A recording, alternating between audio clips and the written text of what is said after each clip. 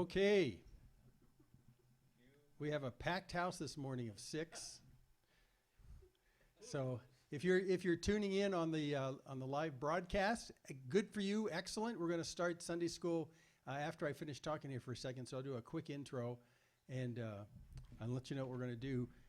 2 weeks ago we did number 1 of 6 on tactics, and last week we had technical difficulties. We couldn't get to number 2, so we're doing number 2 today.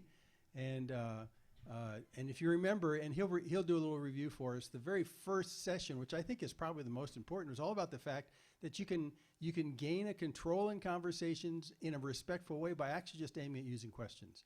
And if you remember what the first incredibly probing question is when someone makes a statement, you ask them, what do you mean by that?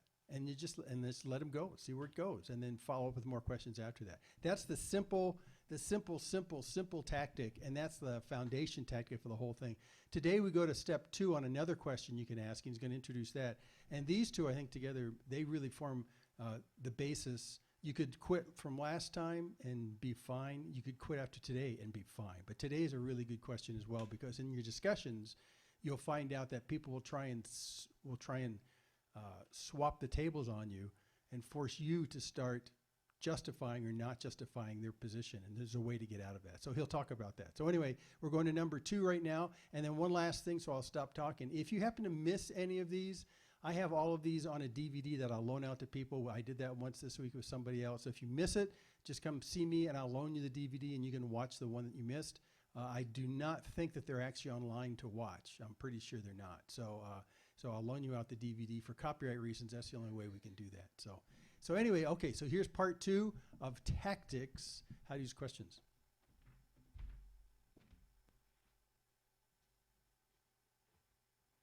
Hi, I'm Greg Kokel with Stand to Reason, and this is our second session together, Learning the Tactical Approach. Let's take a few moments just to review what we covered last session. I think that'll be good for us. First of all, we talked about restoring a missing piece. The bridge, so to speak, from the content to the conversation. You have a lot of knowledge, you may have a lot of information. How do you get that into play? Okay. Secondly, we talked about the tactical approach kind of in general, the skill of maneuvering in conversations and how important it is to have that skill to be a good ambassador for Christ. Remember, we talked about an ambassador having knowledge, wisdom, and character, and the tactics are the tactical wisdom of maneuvering. That's what we're talking about right here.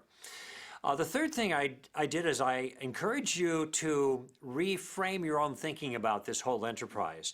Instead of thinking about going for the gold and getting the person to sign on the dotted line, winning them to Christ in that particular engagement, I encourage you to think of yourself not as a harvester, but as a gardener. Okay? Since season of gardening is always necessary before there can be a harvest, probably most of us are gardeners, not really harvesters, and that's where we can do the best good. I know I'm a gardener, not a harvester, okay? Now, with that in mind, I also suggested modifying the goal of your conversations so you wouldn't be worrying about trying to close the deal. Rather, your goal is to do something else. You just want to try to put a stone in their shoe. That's what I said. You want to just get them thinking. You want to annoy them in a good way. You want to do a little bit of gardening because there's a whole team of other gardeners that can help along the way in this person's life. You're just looking to do a little bit. So in a certain sense, we're lowering our expectations of what we want to accomplish. And hopefully, in doing so, it will encourage us to get out more and be more active in engaging people for Christ. Okay? Now, we talked also about the game plan that I promised that I'd give you that would allow you to converse with confidence in any situation, no matter how little you think you know, or how aggressive or knowledgeable or even obnoxious the other person may be. It's a game plan that's very easy to put into place, and the core of that game plan is the Columbo tactic, that is using questions to move gracefully in any conversation. Questions keep you relaxed. They keep you protected because you're not making a particular point. You are trying to figure out what their ideas are. They're gracious. They're drawing the other person out. I mean, lots of advantages to asking questions. Now, I mentioned also that in our game plan, the first step of our game plan was simply to gather information. So when you're encountering somebody, you're going to talk to them about spiritual things. That's your goal. Don't worry about getting to the end yet. Just think about gathering some information. Before you gather information, you don't know where you're going to go. Once you gather information, there still may not be an opening, and that's okay. Now, the first step of that game plan is to simply gather information. And you do that by using some form of the question, what do you mean by that? Now, it's a model question. It can be asked in lots of different ways. Use whatever way is appropriate for the circumstances. And I gave you some examples last time about that. Now, in this session, I want to introduce you to the second step in our game plan. Okay? So we got step 1, step 2, and step 3. 3 parts to the game plan, all part of the Columbo tactic. So here's what I have for this particular session. I want to give you the second use of the Columbo tactic, the second step in our game plan. Remember, there's 3 steps to the game plan, entail 3 different types of questions. This will be that second step. And I want to teach you how to avoid a common trap in conversations that I call the professor's ploy. I'll also tell you what to do when you don't know what to do. Ever been there before? Finally, I'll show you how to use the Columbo tactic to keep you out of the hot seat. So this session is going to be really productive to teach you a lot of different things and show you the flexibility of the game plan that we've been talking about. Okay, here's the second application of the Columbo tactic. The first is to gather information. We use some form of the question, what do you mean by that? The second use of Columbo is to reverse the burden of proof. Okay? Reverse the burden of proof. You might have heard the phrase before, but let me explain what I mean by burden of proof. Whoever makes the claim bears the burden. Let me say that again. Whoever makes the claim bears the burden. That is, if you are saying something is so, especially if it's controversial, then it really is up to you to give some reasons why people should believe you, why they should think it's actually so. If you're asking questions, of course, you bear no burden of proof. That's kind of the point of the tactical game plan that we're using right now. You're asking questions, you're in a safe situation. The problem is Christians will get into the habit of trying to refute every story or every tale somebody can spin. They're telling a bedtime story. They come up with some kind of story, and now they think it's our job to refute the story they've told, when in fact it's their job to give reasons for it. In the immortal words of Desi Arnaz, they got a lot of splaining to do. And so we want to get them to do the splaining, if you will. We want them to give the rationale behind their point of view. So let me give you an example of what I'm talking about. I was on a radio show in Los Angeles many years ago, the CBS affiliate there in town called KFI, and this is the Shock Jock radio station, and they wanted to bring the Weird Christian in to talk about God and to talk about creation over and against evolution. So I was glad to do that. After we talked for a little while, they had the callers call in, and I started fielding calls. One of the callers started to raise the issue of the Big Bang against me.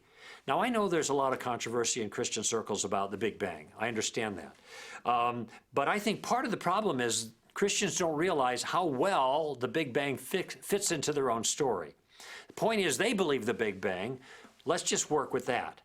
So he's throwing the Big Bang in there, and I told him, I think the Big Bang works for me, not against me, because Big Bang needs a Big Banger. I mean, to put it simply. Now, he said, no, that's not necessary. You don't need a big banger to get a big bang. You can get something from nothing. And so then he went on to explain it. And here's what he had to say about that. He said, no, I don't think it is. That is, I don't think it is a good argument from the Big Bang for God. You don't need God. Because, he said, you could start with a base of nothing. And you could say that there was nothing but an infinite continuous moment. Until one tiny little insignificant thing happened, a point happened in the nothingness. Now that's the problem, isn't it? How do you get a point in the nothingness? Anyway, maybe because it was a really small point in his mind, it was easy to do. Anyway, he continued, that requires no intelligence, so no intelligent God had to intervene. All we need is a tiny imperfection in the perfect nothingness that expanded, became increasingly complex, and soon you had the galaxies and planets spinning out of this. Now, apparently his point of view was you start with nothing, and nothing is like a placid pond. And then from somewhere, he didn't say, you get a speck of nothing that falls into the pond and annoys it. and it starts bucking and weaving and starts spitting out galaxies and planets and the like. That's his view. Now I'm thinking I got to answer this guy's question, and I don't know how you'd have felt in that situation, but I knew how to respond because I pointed out the way the guy started. He said, "You could say that," and then he spun his story. I said to him, "You're right. You can say anything you want. But giving us good reasons to believe what you say, that's a different issue entirely, and that's your job. It's not my job." In other words, it's not my job to refute his story. It is his job to give reasons in support of the story. I don't have to play it all until he's given me good reasons to take his story seriously, okay? Think about it this way. You know what a gauntlet is, right? It's a medieval glove that knights would wear. What did it mean when you threw down the gauntlet? It meant it was a challenge. The knight doesn't throw down the gauntlet and then step back and say, "I win." No, the other knights are going to say, "Hey, you're just in the game. You just anteed up. You just started. You got to put up now or shut up. You got to show us what you got." And the same thing is true in this situation. When people make assertions, don't mistake it for an argument. It's not. An argument is a point of view, an assertion with supporting reasons. If they're just making an assertion, you have nothing to deal with, really. You want them to go further. You want them to give the reasons for their view. You want them to bear the burden of proof. And here's the phrase I want you to watch out for. The phrase is, "I can explain that." I can explain that. So you're talking about something spiritual and some evidence for Christianity that you think points to God, and they say, "Well, I can explain that." Be prepared to get a bedtime story when you hear that.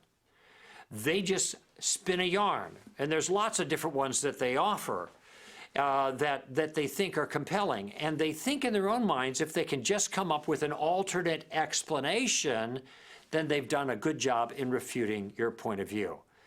But keep this in mind. An alternate explanation is not a refutation, okay? These tales that people tell have great rhetorical power.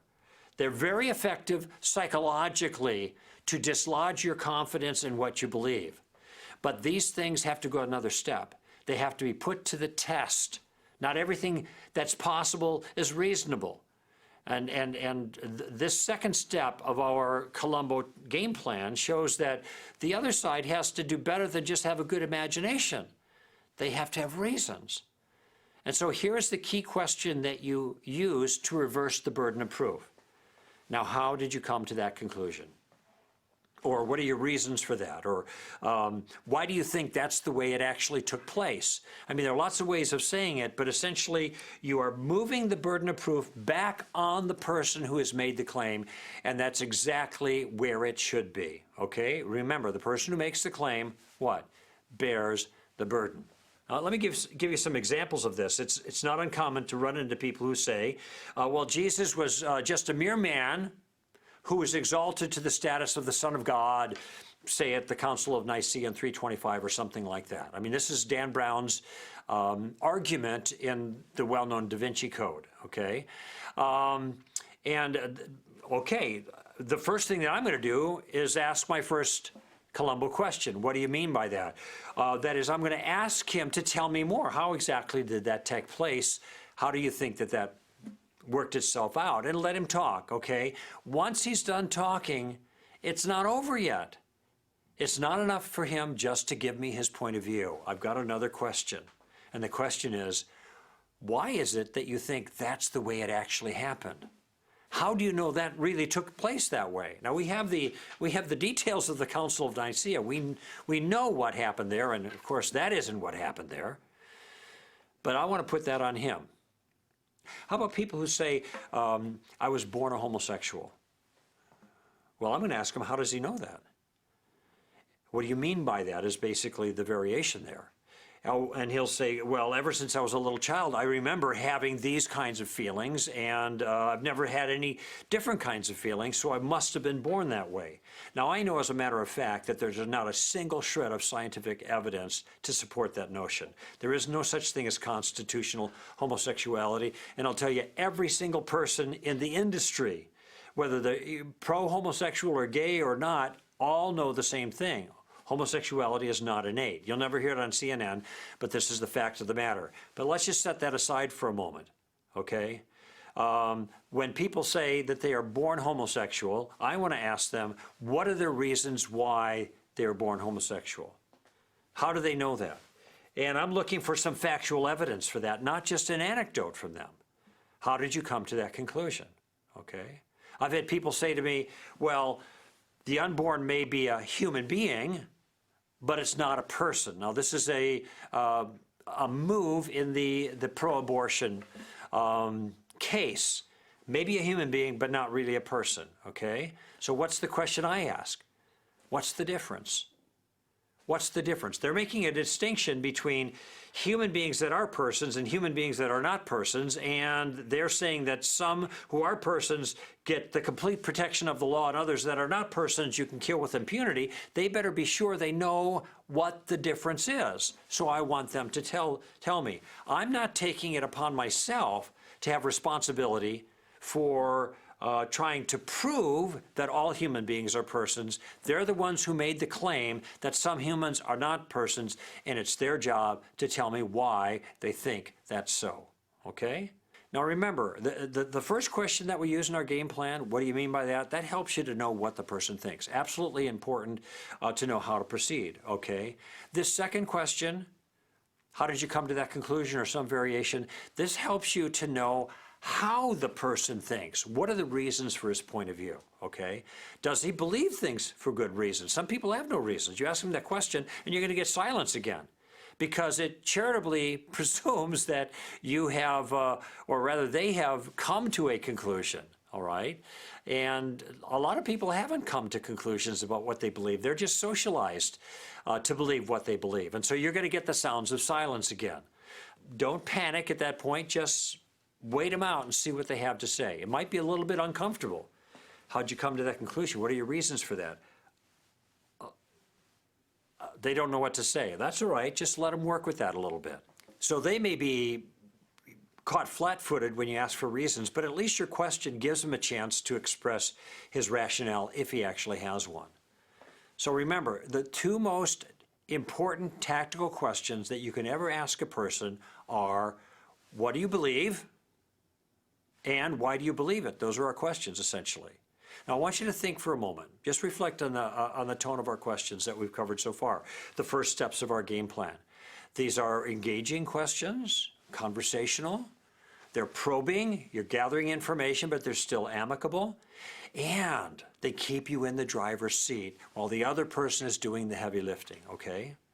Now, what I'd like to do with these two things in place is I want to explain to you about a trick that could be played on you that has to do with the burden of proof. Okay, I call it the professor's ploy. Let's say you're in university, and it's pretty common nowadays to be in a university classroom and have the professor bent on destroying the convictions of every Christian that's in his class. Sometimes they announce that at the beginning of the session. You're a Christian here, you won't be a Christian when I get done with you, okay?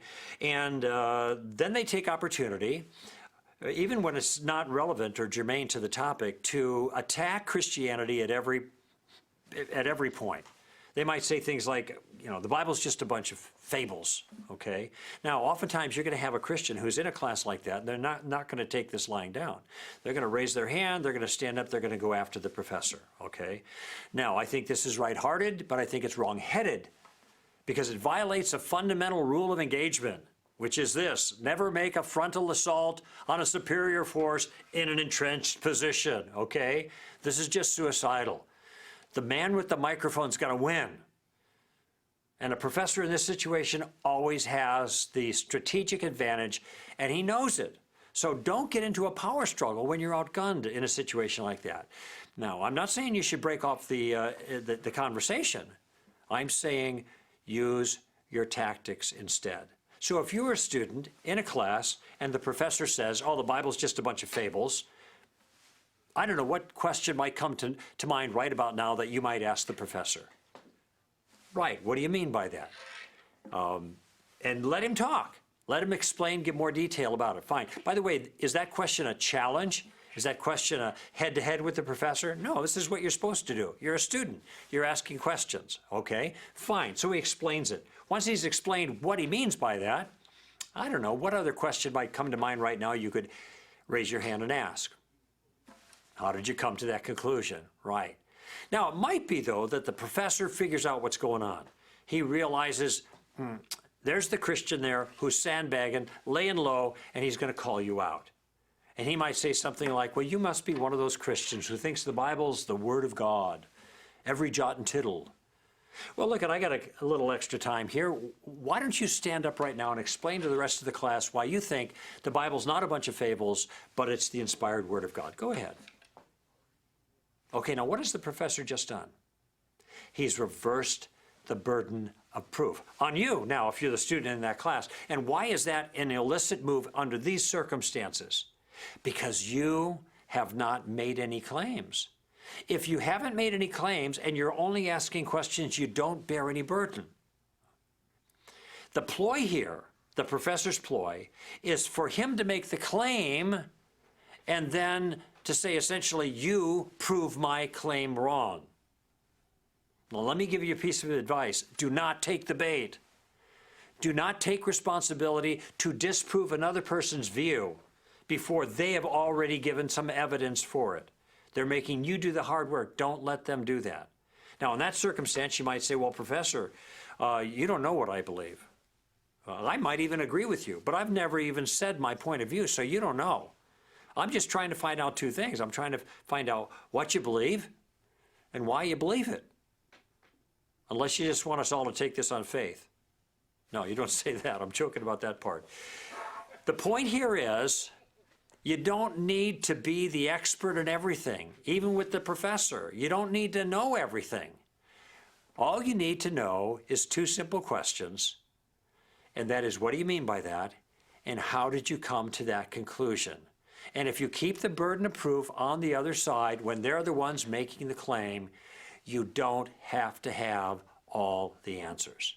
In fact, I think you can be really effective when you know very little if you ask the right questions. And here's a little secret that I'm going to let you in on.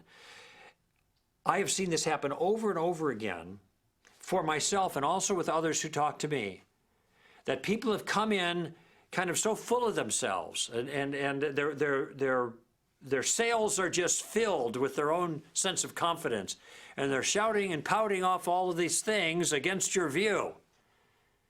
And then you ask them, what do you mean by that? Or you ask them, how did you come to that conclusion? And I promise you, you can, many times, not always, but you can just see the wind go out of their sails. They haven't given any thought to this kind of thing.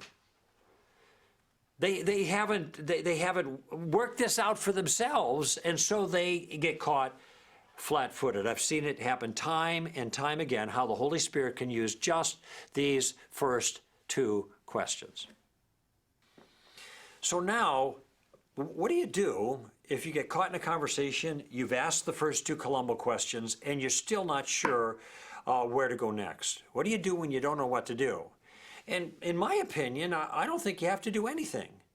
There's no magic, in a sense, about this. If you follow the game plan, then it'll lead you inexorably to this wonderful conclusion where the person prays and receives Christ. We don't know what's going to happen. Remember, we're just gardeners. We're not harvesters, okay? In these first two questions, you don't need to know anything. Okay? You just need to know the questions, but you don't need to know any content. And it might be when you get to the end of these questions, you're done. The third use of Columbo, you need to know something, and we'll teach you in our next session how to use that. But maybe you've just gotten this far and you don't know what to do. Well, you know, there's nothing wrong with letting a conversation just die a natural death. If you don't have the resources to go further, don't be compelled to force the conversation. Just consider it a fruitful, interactive learning experience. Even so, I've had folks go out after this much training. They've just gone out onto the university campuses for conversations, and it's amazing what you're going to learn just by asking these questions. You're going to be amazed at how easy it actually turns out to be, and that's the feedback that we've gotten. So you don't have to hit home runs. You don't even have to get on base, in my view. All you have to do is get up to bat, get in the batter's box, and the first two Columbo questions will accomplish that. Now, I want to show you one more thing that is an advantage of these Columbo questions. I call it getting out of the hot seat. Sometimes you're afraid of going further in a conversation because you think, oh, maybe this other person knows more about this stuff than I do, and they're going to hit me with a bunch of stuff I don't know how to answer, okay? And so you end up not saying anything at all. You don't want to get in over your heads, okay? You don't want to get pushed around by some aggressive critic that's blasting you with your arguments or opinions or information that you don't know how to handle, okay? And I can sympathize with that. You don't want to get in that circumstance, because once you get in that circumstance, who's in the driver's seat now? Not you. They are. You want to be in the driver's seat, okay? And this next little adaptation of our first two Columbo questions are going to buy you some time if you find yourself in that situation, okay? And part of what I want you to see here is I don't want you to feel under pressure to immediately answer every question or every point that's made, especially when the other person is coming on really strong, okay? If you find yourself in a circumstance where you start out in persuasion mode and you're trying to get them to see your point of view, and then they come back with information or arguments or points of view that you have no understanding of, you've not been exposed to at all, you find yourself at total loss for words, really overwhelmed by the information. They may not be overwhelming you with their personality, that's a different set of circumstances, but you just can't deal with this information. When you're in a situation like that, let me ask you first of all, who now is in the driver's seat? Not you, right? The other person's in the driver's seat, okay?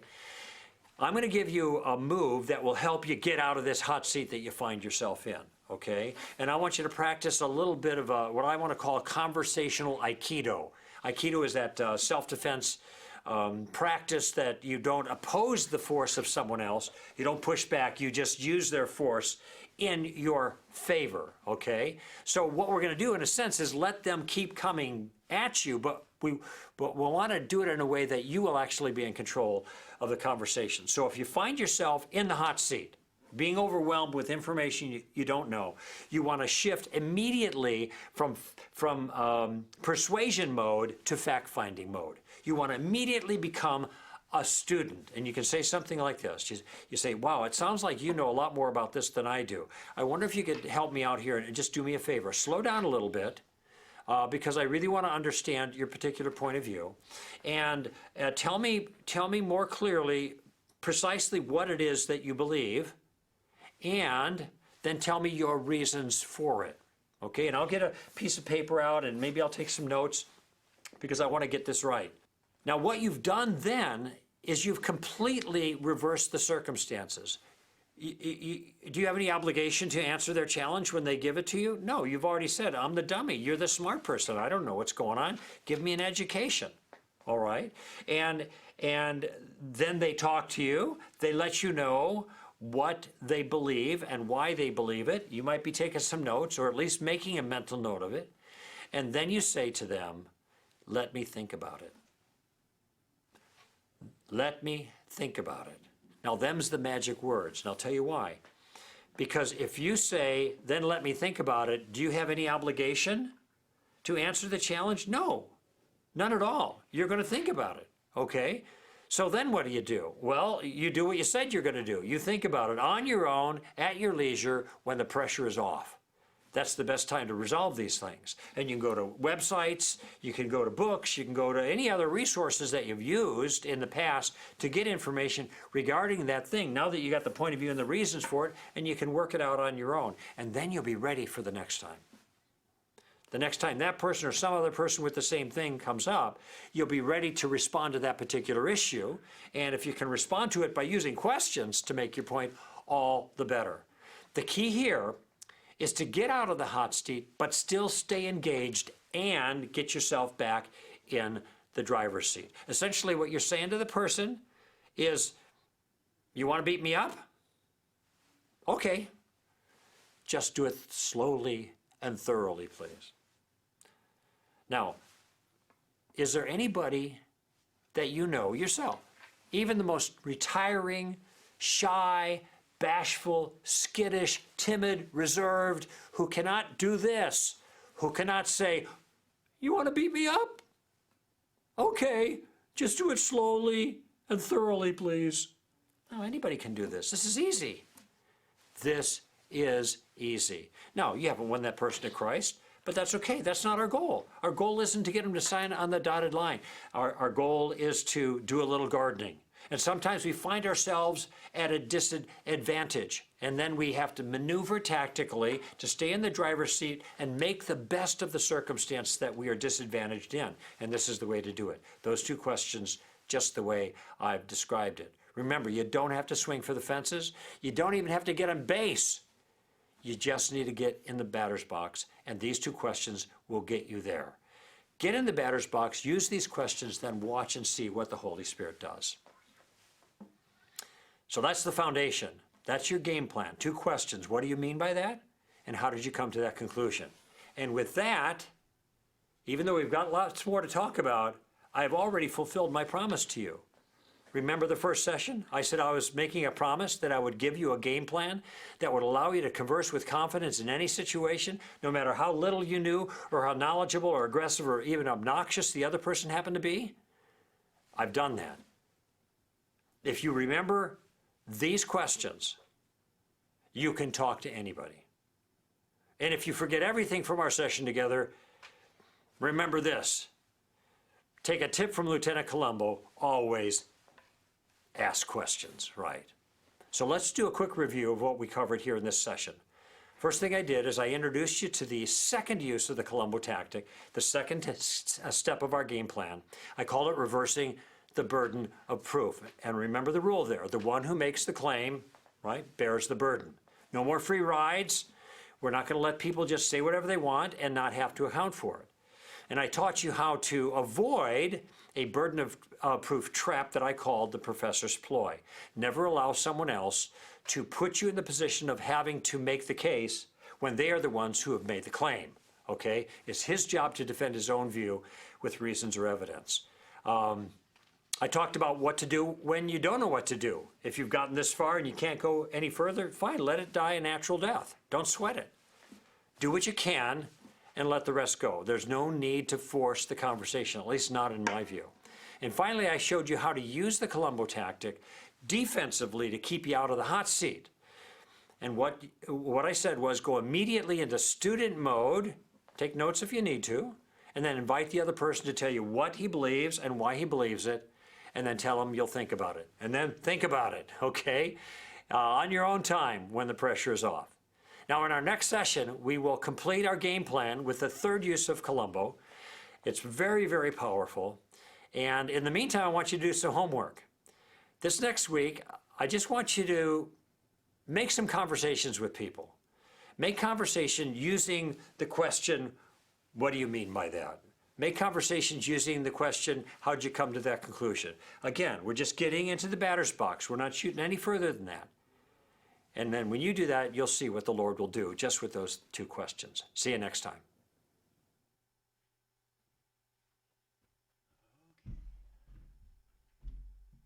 Yeah, ooh, shocked. Okay, I'm going to localize this a bit for us for Mormon topics. Only because this is most likely the realm of discussion you'll have where this kind of stuff will happen. And so I'll relate a handful of things of discussions I've had where a lot of this comes up. But I don't want you, he covered so many good tips right here, you kind of get, kind of miss the big important number one point, which is basically, if someone makes an assertion about that, use questions to get them to substantiate it. That's always. And now that is like that is so important. It's hard to actually communicate how important that is, because right now in the political climate on Twitter and on stuff like that, people are making assertions without any evidence. And so it's very seldom that you see someone actually back up an assertion with evidence. And I saw a great example, just to let you know, and this is an excellent example of what he did on a national stage. to show how this works. So in 2018, there was a whole batch of new congressmen that came into Congress. And one of them, Dan Crenshaw, who's out of Texas, he's conservative, comes out of Texas. And the guy with the eye patch, I don't know if you remember him. So he, he's not a shouter necessarily, but a lot of the talk shows that like to beat up conservatives invited him on because he's sort of fresh meat. So there was this one show I was watching, and it was a bunch of people around a table. I think there was about 3 or 4 people with the show, and then Dan Crenshaw in the hot seat. And so I'm thinking, well, so what are they going to do to really kind of rip them up? Because this was a show that likes to rip up conservatives. So one person made a very strong assertion, and that's an assertion, that President Trump is a racist. Okay, and everyone on the panel with him said, "Oh yeah, oh yeah, oh yeah." And so they turned to Dan Crenshaw to disprove the assertion. Okay, now, that's an assertion. And so the only thing he said back to them, and it made them just stutter, the only thing he said back to them was, well, yeah, like what? That's asking for evidence. That's like, okay, I know you believe that, but why do you believe that? What is the evidence that you've seen that I haven't? Yeah, so like what? It's asking for concrete specifics. And at that point, in a fascinating way, everyone on the other side of the table just started stammering and said, well, of course he is. That's all they could say. All they could do is redouble their assertion. They didn't come up with a single piece of evidence for their belief. Okay, so now he may be racist, I don't know. But I mean, it's a really typical kind of thing where when someone makes a strong assertion, they're hoping that you will be bowled over by the emotion of their assertion so they don't have to justify it. But always go to say, well, that's interesting. Tell me your evidence. Share with me your evidence. And so that's the basic point of this second thing, is to kind of pull people out and get evidence. And in the localized discussions in Mormonism, what I found was that people, when you get to the stage and say, oh yeah, so why do you believe that? What's the evidence for that? 9 times out of 10 when you're talking in the Mormon community, they'll say, well, because that's what our church believes. And I'll say, yeah, but do you have any really evidence for that? So let me give you a couple examples of that. The 8th article of faith of the LDS Church is the Bible is the Word of God as far as it's translated correctly. So I got that a whole lot when we first moved here 15 years ago. So when someone says that to you, some obvious questions, the first question he says is to ask them, what do you mean by that? That's a great question to ask at that point. Well, what do you mean by that as far as it's translated correctly? And so you ask them, and they start teaching you. And when we first moved here, I knew some of the background of that question, but not a lot. So I was really a student, and he emphasizes, be a student of their claims. So I said, well, what do you mean by that? That the Bible is the Word of God as far as it's translated correctly. What do you mean by that? And they'll usually get around to say, well, as far as it's translated correctly. Well, then, this is the exploring questions. So then does that mean you don't think it's translated correctly? Well, some of it is, but a lot of it's not. Oh, well, second question, what leads you to believe that? Why would you believe that? Why would you believe that it's translated incorrectly? And that's where you just get these people's feet stuck in the mud. And so part of the putting a pebble in people's shoes that he talks about is getting them to come around with those questions to realize that they have almost no basis for what they assert. And if you can get someone to that point and then walk away, that's actually a gigantic win, because from that point they walk away going, well, yeah, I really don't have any examples of this. That's kind of, and in our Missionary 911, we ask people, when you talk to missionaries and you get to this point where they're flummoxed, and this will happen all the time, because they'll believe this stuff because they're told to believe this, not because they have any evidence for it. So they get flummoxed by that, and part of their cognitive dissonance will start talking in their minds as they leave and say, yeah, I need to find some evidence behind this because I can't think of any examples. And that's really disturbing. When someone confronts you about what you believe and you can't substantiate it when they ask you, well, yeah, like what? Like what Dan Crenshaw said. And you can't do that. That's really disturbing. You go away thinking, yeah, why do I believe that? That's a great pebble in the shoe, because if you do it in a way that doesn't demean the person, but it just causes them to go away saying, I mentioned this last time. They'll do the research. And if you leave it open enough that you haven't, made it so punitive, then now they feel defensive to find the answer. But if they go, I need to know, what that's all about. With missionaries, when you get close to this impasse where you realize, I don't really know why, I can't give you any evidence, then you need to let them off the hook in a sense, and you say, okay, well, listen, I'm interested in finding out the answer to that, and clearly, it sounds like you might be too. Could you go find out for me? Could you go research this for me and come back with an answer so we can both kind of do this together? And at that point, they become your, they're serving you, they're doing what they think they're supposed to do in terms of being the teachers in charge and stuff like that. And now they're doing a kindness for you, and so they're almost always motivated to say, yeah, I'll go find out. That's a great question. And then they go out, and it's not a matter of pride. You didn't pound on them. You were actually, as a student, sort of pulling out of them. Same thing happens in a classroom if you ask a teacher a question. When I was in college, I asked a teacher a question, and he was totally flummoxed by this question. And this was when I was in grad school. And you could see this look come over his face. He made an assertion about magnetics, and I had a common question about a videotape recorder that uses magnetics. I said, something doesn't jive here. It's a classic Columbo moment. I'm trying to put these together. I said, so how does that happen? And you could see him go, well, that's a good question. I don't know the answer to that. This guy's a PhD in magnetics. And so I wasn't trying to penalize him, and he wasn't trying to defend himself. We were just both clueless. So I asked this question, how does this work? And he says, you know what? We can go find out right now. So I was having this conversation in his office. So he got up, and we walked down the hallway to the technician's room on the second floor of the engineering building, where they had some videotape recorders that were being fixed. They had the tops off of them, and the guts were all exposed inside. And we were going to go in there, and we're going to look at the guts of the videotape recorder and answer this question. So we went in there. He asked, do you have any videotape recorders you're working on? Yeah, right over here. We opened it up. We both looked inside, and we peered inside. And almost simultaneously, we both said, oh. So there is a way in which you can ask these questions and not penalize someone so they don't feel like they have to be defended, and it's not a pride issue. Another case in the Mormon terms, and we never really got to it, is the Bible is correct as far as it's translated correctly. So when someone makes that assertion, you ask them, so like what? What is not translated correctly? And many times that conversation will go down to, yeah, like for example, like what? Like what are you talking about? And when they come to this understanding that, well, I can't give you any examples of that, then many times you just need to let it go right there. And often, and this is frustrating in Mormon conversation, is they'll go back to saying, well, my evidence is the fact that the prophet said so, or the church said so. That's my evidence. And when you're having these conversations, you need to very respectfully say, well, I get that. I understand that that's your source of truth. And so you trust that assertion without evidence from someone else based on authority. But I don't recognize that authority. So I need some evidence to kind of come with you in that direction. So, there you go. That often leads to a questioning about whether or not the prophet of the church has that authority. And that's a whole different kind of line of questions. But that, and there's other points that come up in Mormon conversation. Is the prophet a prophet? All those kinds of things. And you can really, just this very same way, well, what do you mean by that? He's, the president of our church is the prophet. He's a modern day prophet. Well, what do you mean by that? Instead of, you don't take on yourself and say, okay, they're throwing out a challenge. I need to now disprove that he's a prophet. Psh. No, they made the assertion. You don't have to get all expert and disprove it. You just ask him.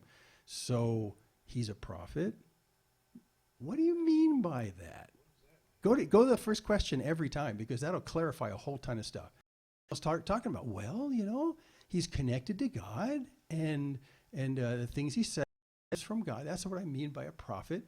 You go, second question. He's connected to God. Well, like what? How do you know? What convinces you of that? See, so you're doing this very thing, and you don't have, the burden is still on them. They didn't place it on you. So this is why it's really important for us to emphasize the fact that the second part of the tactic is super, super, super important, and it's so prevalent in every discussion you'll have.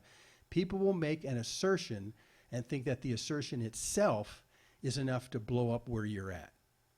And they figure, if I put out an assertion and you can't take it down, I win.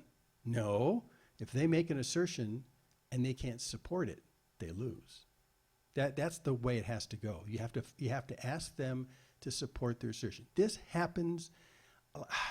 I follow politics right now on different kinds of social media. This baseless assertion stuff, that is the currency of political debate. There is no evidence behind what most everything is said. That's just the way it is. And politics goes by making passionate assertions without any evidence. So you always have to kind of pull this back, and you have to go back and try and ask people to do that kind of thing. Now, he asked us to go and come up with examples in your own mind where people have made assertions that maybe you didn't challenge those assertions, or maybe you felt defeated because you couldn't take down their assertion, and how you would go back. Again, the really simple way to do it is to just remember what he's saying. What do you mean by that? And why did you come to believe that? To share with me, well, what leads you to think that kind of a thing? And yeah, what's your evidence for it? And and if they can't come up with evidence, that's the pebble in their shoes. That's a great way to do it. Another one that I get hit up with a lot, since my background is science and yet I'm a believer, people will say, well, look, now that we have science, we don't need religion. That's a very common assertion, really common. And that begs the first question in the Columbo series. Well, what do you mean by that? What do you mean by the fact that now we have science and I don't need religion? What do you mean by that? And I ask this all the time. And then they'll often come back to, on that, they'll say, well, now that we understand how the universe works, we don't have to guess that God's doing it anymore. Like, for instance, when you have a ball and you drop it and it falls on the ground and stuff like that, this isn't God pulling the ball to the ground. We know we have gravity, and that's what does it. So because we have science, we don't need religion. Well, and you have to draw out this question a lot more. So you're telling me that because we know how things work, we don't need God as an explanation? Yeah, that's what it's all about. Oh, okay. Well, that's interesting. And then as you continue the conversation, you say, well, so now, does science answer every question then? Is that what you're saying? Well, of course it does. Of course it does. Science answers every question. We can trust what science says. Well, why can you trust what science says all the time? So you can actually draw this entire conversation out, and it usually leads to some fascinating places where basically they have a false idea of what religion is. It ends up getting to a position where they say religion is an explanation when you're ignorant of the facts. When you ask these questions, just these two questions, that's usually where you'll get. Religion was formulated to explain what we see when you don't have scientific facts to explain them. And so now that we have scientific facts, it's made the false mythical explanations of religion to be useless. We don't need them anymore. So you can ask, and it's good if your questions get to that point, because then that opens up a whole realm of great questions you can ask about. And you use this second question to do that. You ask, why do you think that? Why do you think there's no, it usually for me goes to places of, so are there parts of our experience that science does not address? What about love? And what about, what about beauty? What about things like that? Does science adequately explain that? Is there a realm of existence that we're in that science doesn't touch? And so you can go into that and say, well, now in that realm, then what are we talking about? So you can ask these two questions and get a long way in that discussion. But don't let anyone ever say, from the assertion, because we have science, we don't need religion. Because when they say that, they're hoping that you'll now disprove what that assertion is. No, you have to have them prove it. That's just so important. And when we're in contentious conversations like this, many times we choke. When someone makes a bold assertion, we choke thinking, I got to figure out how to answer this. I need to figure out how to poke a hole in that assertion, or else they're going to get away with the assertion. No, don't panic. Just go to the second question. So what is it that caused you to believe that? Why would you think that? And let them explain it. It's not your job to poke a hole in it. Let them explain it.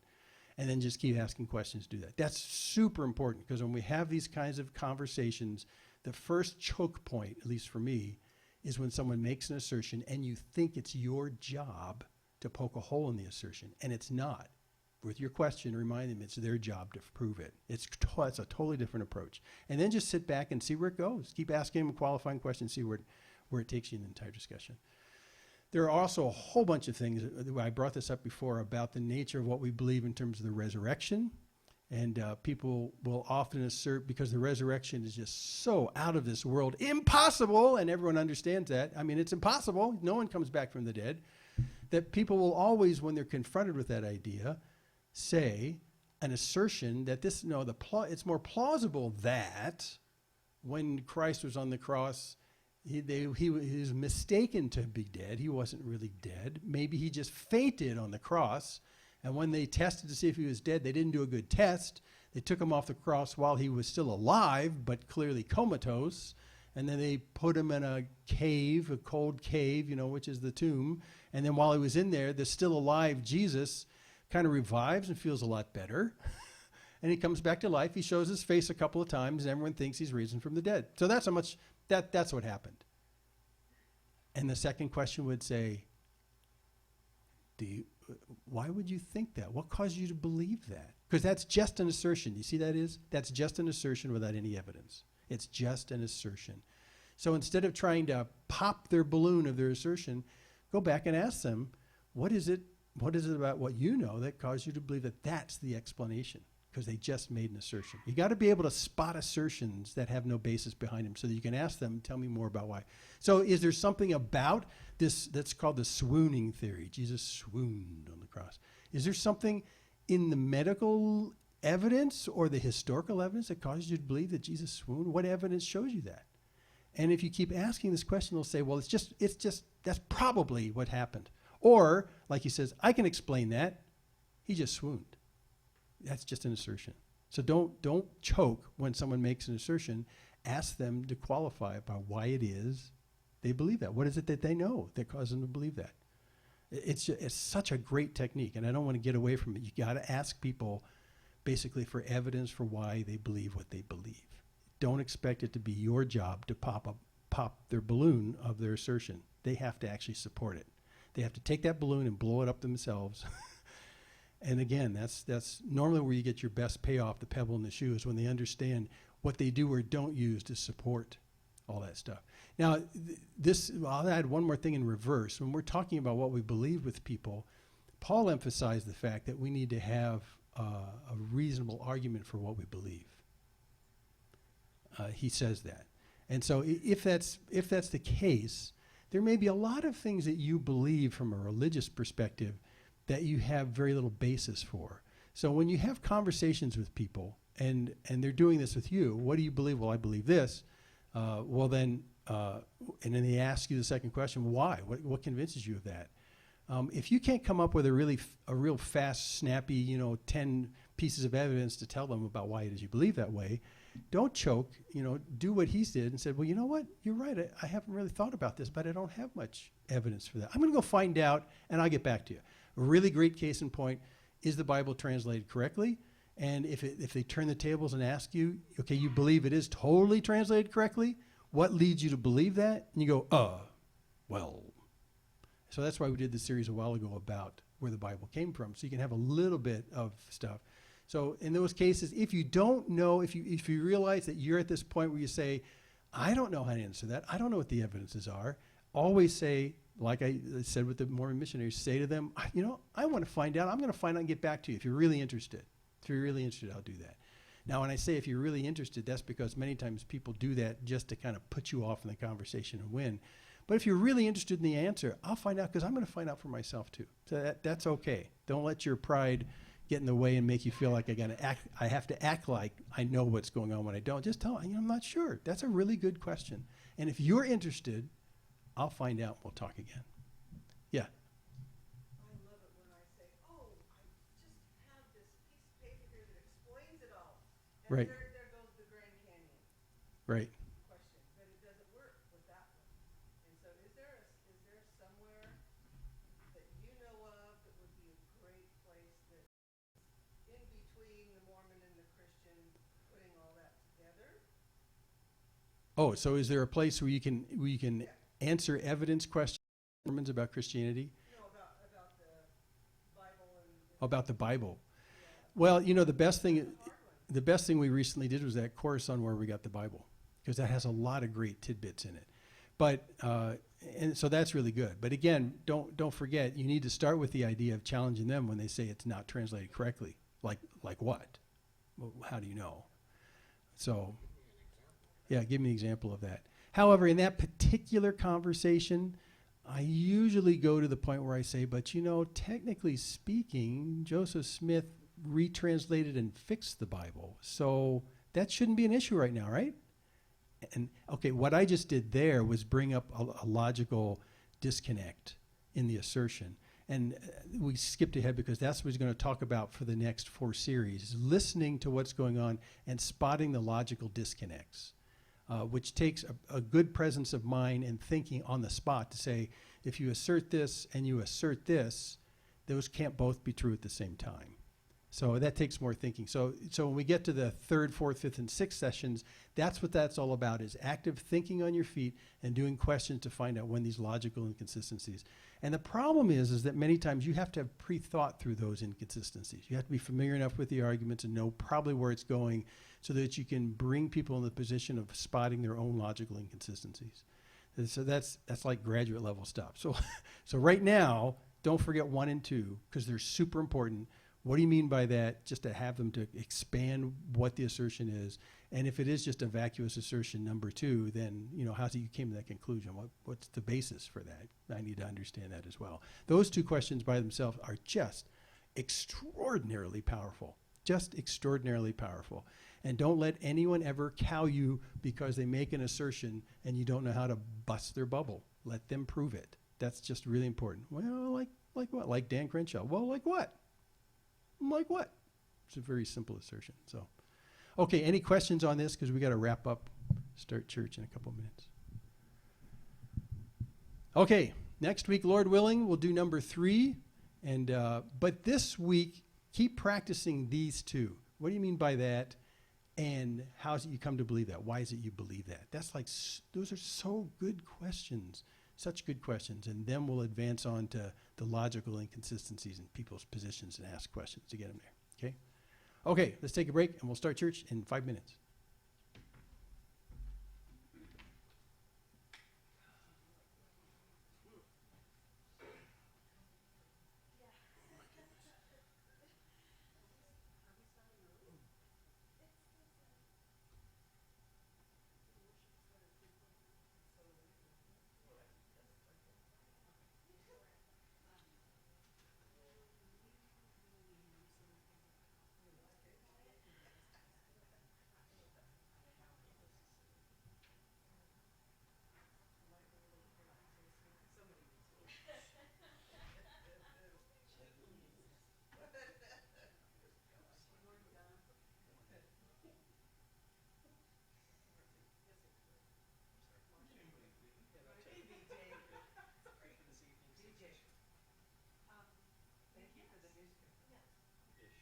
Got it?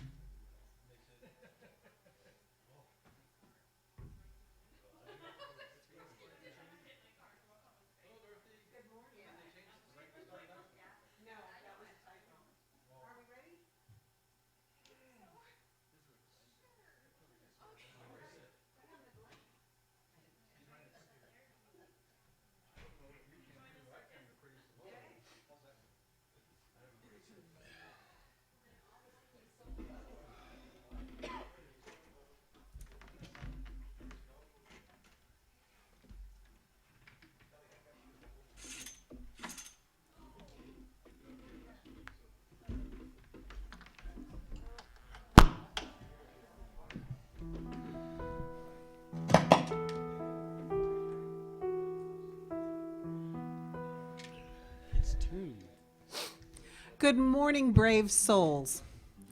For the few of you who are here in the building this morning, welcome. And to all of the rest of you who are watching online, we welcome you to worship too. Let me just say to you right up the front that we are here this morning and our protocols are all in place according to the CDC guidelines, and those are posted both on the bulletin board up front and in the hallway by the bathroom. So if you have questions, you can't come in here without passing that hand sanitizer. So we will continue to meet as safely and as lovingly and as wisely as we know how to do according to all the instructions that we are receiving. So welcome this morning. We're going to open our service by by reading Psalm 46. It's 11 verses, and I'm going to read the whole thing, so I want you to listen. God is our refuge and strength, a very present help in trouble. Therefore we will not fear, though the earth should change, though the mountains slip into the heart of the sea, though its waters roar and foam, though the mountains quake at its swelling pride. There is a river whose streams make glad the city of God, the holy dwelling places of the Most High. God is in the midst of her. She will not be moved. God will help her when morning dawns.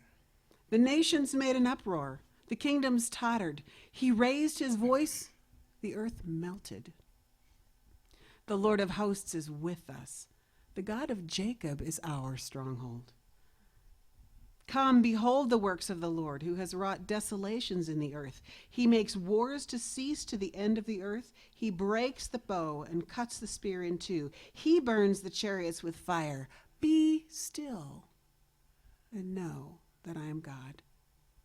I will be exalted among the nations. I will be exalted in the earth. The Lord of hosts is with us. The God of Jacob is our stronghold. Pray with me.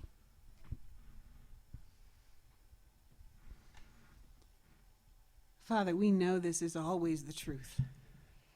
You are our stronghold. You are our only safe place. You are nearer than our heartbeats and the breath that we breathe. And Lord, as we come to worship you this morning, would you meet us, Father, as we remind one another of who you are and who we are in you. Lord, we fix our eyes on you, and we come to worship because you are worthy.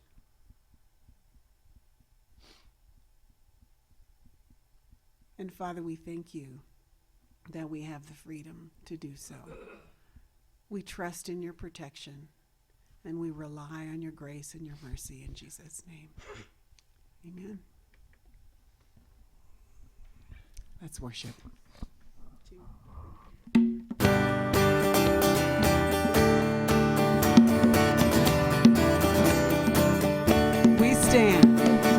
We stand and lift up our hands, for the joy of the Lord is our strength.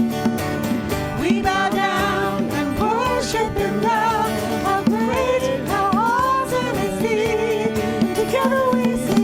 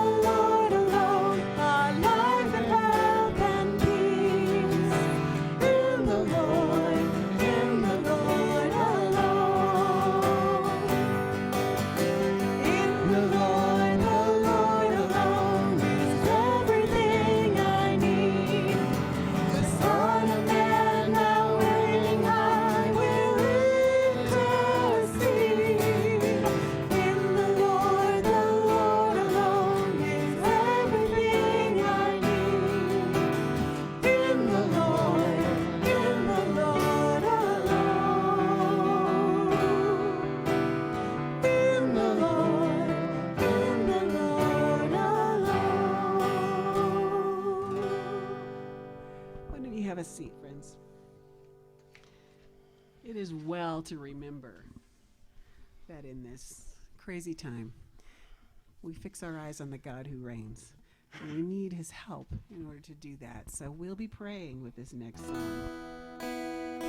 Keep our hearts fixed on you, Lord.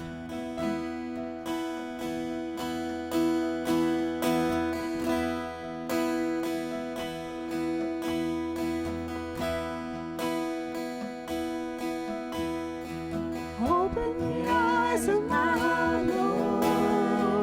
Open the eyes of my heart. I want to see you. I want to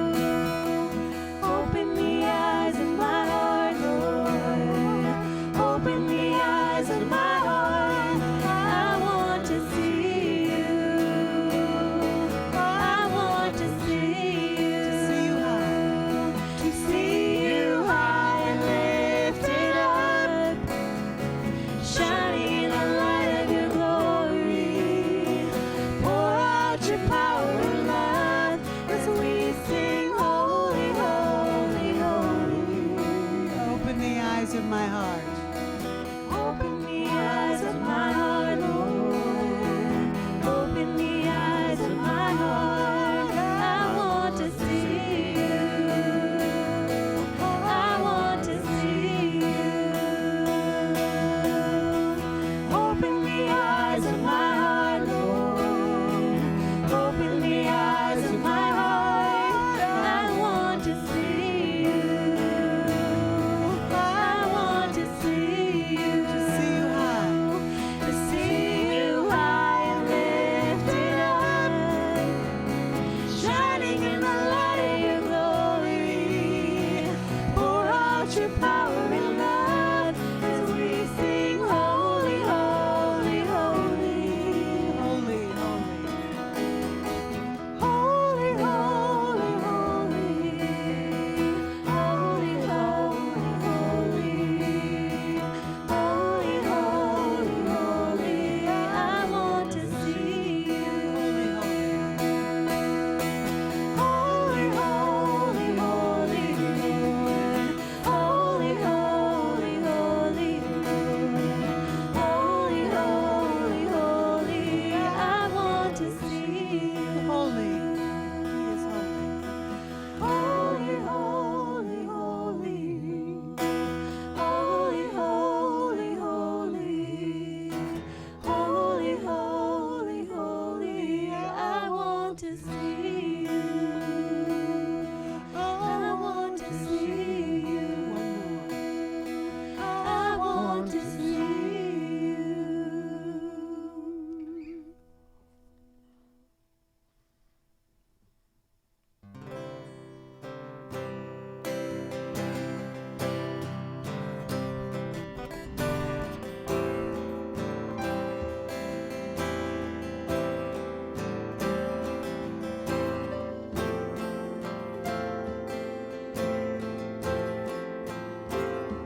The splendor of the King, clothed in majesty, let all the earth rejoice. We're going to go on. You know All this. the earth rejoice. He wraps himself. He wraps himself in light, And darkness tries. and darkness tries to hide, and trembles at his voice, and trembles at his voice. How great. You know this. How great is our God?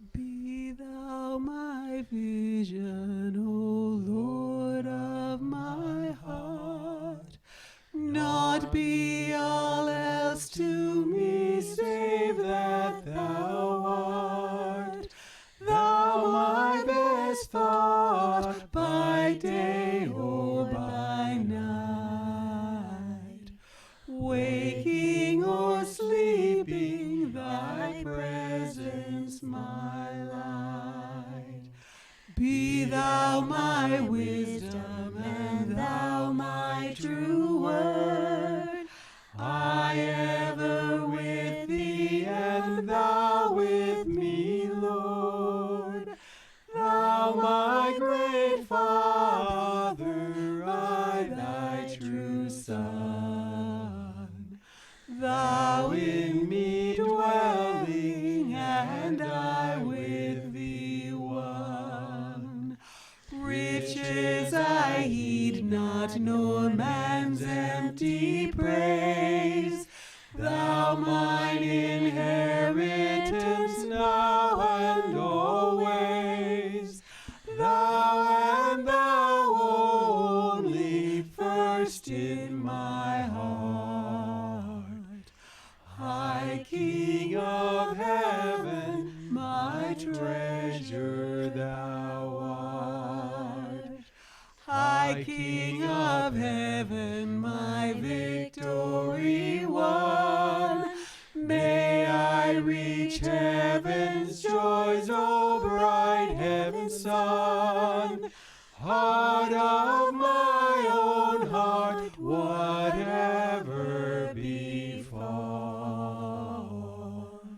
still be my vision, O ruler of all. Let's sing an amen. Amen. Father, we have nowhere else to look. There's a lot of things, Father, that are calling for our attention. But we choose to stay fixed, Lord, on you and you alone. So, Father, we rest in you this morning, and we trust in you. And we thank you for all you've given us and all you've done for us. And we thank you, Father, that you are keeping us and that you do currently reign over all of this quaking earth. So we thank you, Father, in Jesus' name. Amen. So we will not be passing our offering plate during the next few weeks, and so we would just encourage you, if you are prepared to give an offering, there's a white box on the wall, and you can place it in there, or you can give online. That's also a good option. I need to remember what else I need to tell you this morning. Oh, because we intend to keep our doors open, every time there is a group gathering in the church this week, we need volunteers to do the sanitizing wipe down after a group has been in here. So this morning, before we all leave today, if 2 or 3 of you could stay after and help us wipe down all the hard surfaces, which we have done, but we need to do it since we've been in here. So we need a couple of volunteers. So if you could just see me, that would be helpful. Does anybody have any questions about how we're going to handle this in the next week or two? Okay. The building has been sanitized completely, all the hard surfaces cleaned according to the published guidelines. And we have posted those so you can read them. They're in the hallway back here by the bathroom. They're on the front table. We sent a letter to the whole church body, and there are hard copies of that sitting on the table up front. So if you want to have a copy of that for your own help and education, please pick one of those up. We encourage you to sit apart from one another, as most of you are doing this morning. Don't shake hands. Don't touch each other. Don't touch your face. Wash your hands, right? We want to protect the weakest among us, so we don't want anyone to be able to come in here for fellowship and then go out having endangered themselves or someone else. So that really is our motivation, but we regard it as essential that the church body, the body of Christ, be able to gather personally for worship, for prayer, for encouragement during these days. So we'll do everything we can to keep it safe in here. And we never come up to the 100-person limit, so I don't think we need to worry about that. But we do ask you all, if you're not feeling well, stay home. And we know that lots of you are this morning, because I keep getting texts from people watching online this morning, so hello to all of you. Is there anything else I need to tell you about that? Okay. Then let me just tell you one more thing before we will stand up and take a little bit of break before Jim comes to teach us. But as you notice, there is no coffee service. So bring your own thermos cup with your own coffee if that's essential for you on Sunday morning. The kingdom of God is not eating and drinking, but righteousness, peace, and joy in the Holy Spirit. And so we just rely on all of your maturity and grace to get us through these next couple of weeks and the Lord's enablement among us. Now I want to tell you, because it's in your minds, and it's in the minds of the people watching online, we are watching and waiting regarding our trip to Asia in a month. We'll say more about that next week, but we have not canceled it. We're just waiting on the Lord. That really will not be our call to make. That decision will be made by the people on the ground in Asia, and we have talked at great length about that this week. So if you would just keep praying that the Lord would, I'm praying that he would decisively either shut it down or open it up, that we will not be called to make that decision, that he will make that very clear for us. But just want you to know, that's where we're at. Now, Glenn, were you waving at me for a reason? We are streaming. That's why I was cautious about that. Thank you. So no, we need to pray together. We need to pray for one another. So at this point, we need to turn off the sound on the streaming so that we can take some time to share prayer requests. So while Glenn is getting ready to do that, you can be thinking through how you would like us to pray this morning.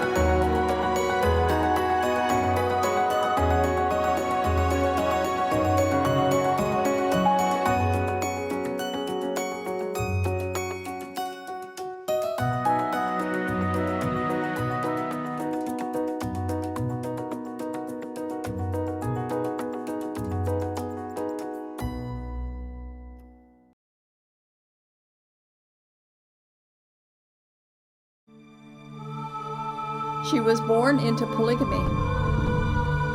Her family followed the teachings of Joseph Smith, including plural marriage. Like many young girls, she had been promised to a man who was her father's age. But she ran away. She chose hell over a life of polygamy. That girl was me. I was lost, alone, desolate. Then Jesus Christ found me and rescued me. In His love, I found real freedom. He is a shield to all who will take refuge in Him. This is why I can look back and ask, polygamy? What love is this?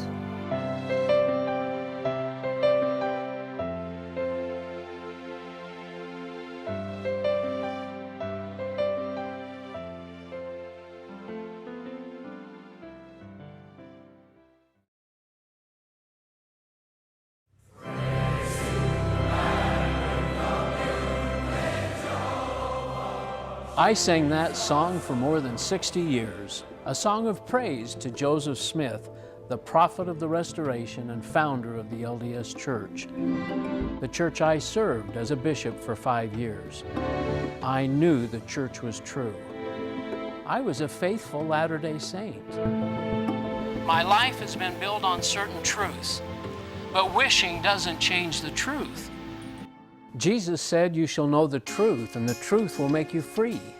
When I finally learned the truth about the real history and doctrines of Mormonism, I realized that I was following the gospel of Joseph Smith and not the gospel of Jesus Christ.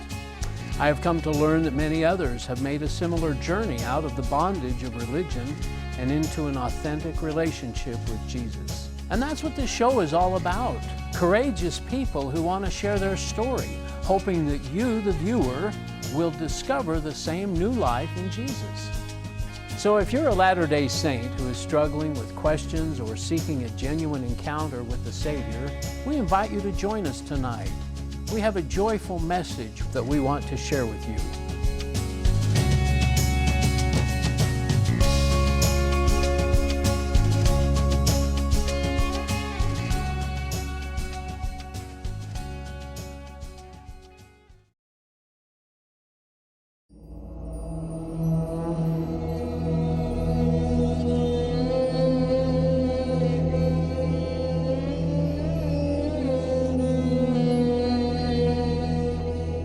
It's an old story. A young girl finds herself pregnant. But it comes as no surprise. It had been the plan all along. She had been forced into bed with a much older man.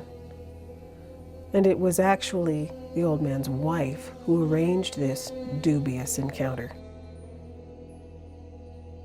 This sort of thing isn't so unusual in polygamist cultures like this one. After all, it is the wife's responsibility to bear children for her husband. And the older wife was past her childbearing years and had never been able to conceive. So she reluctantly did what had to be done. She got her husband another wife, one who would give him what she never could. At first, they rejoiced at the girl's pregnancy. Finally, there would be children in the home.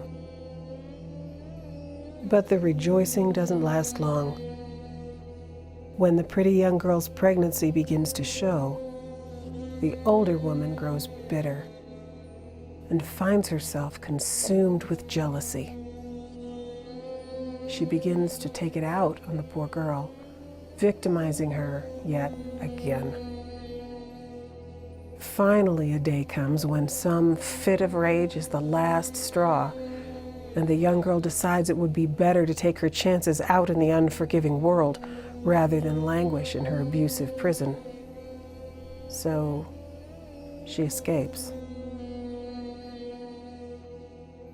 Sadly, things go from bad to worse for this poor girl. She has no means of survival in the harsh reality of the outside world. Hopeless, alone, and destitute, she sits down and hopes that death comes quickly. You may recognize this as the sad account of Abraham, of Sarah, and the maidservant Hagar. You can read all about it in Genesis chapter 16. But this story repeats itself over and over today in thousands of polygamous homes right here in North America. Women who know only oppression, who are unwitting pawns in other people's schemes. Women who have never known a God of love, a God of compassion, a God who is near. They have known only abuse, abandonment, and hopelessness. The young Hagar had a different experience. As she wept in despair, God saw her. He came to her, met her needs, and strengthened her to face her difficult circumstances. In wonder and gratitude, she said to him, "You are the God who sees me." But what about the plight of the thousands of women who are living Hagar's nightmare right now, right here in our own nation? Does God not also see them? Will He not also come to their rescue?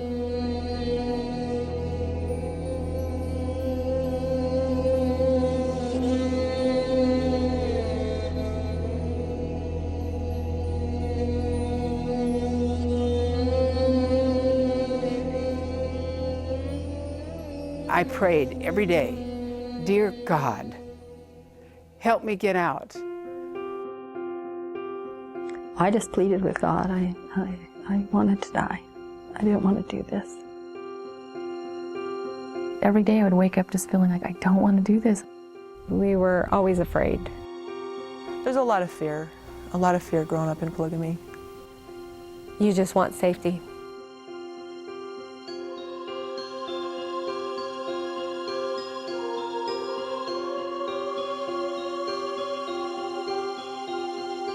I wanted to run, I wanted to leave, and felt like I couldn't. I was now trapped.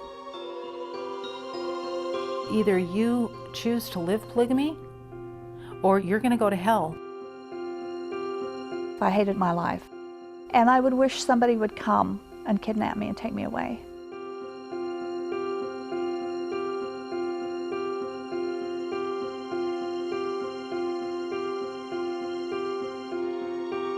I had no idea what polygamy was actually going to be like. Even if leaving means going to hell, I'm already there. All these men did whatever they wanted to all these women in my life, and sometimes me. I was given as a third wife to a man that I'd hated since I was 9. And I couldn't do what I would think about it.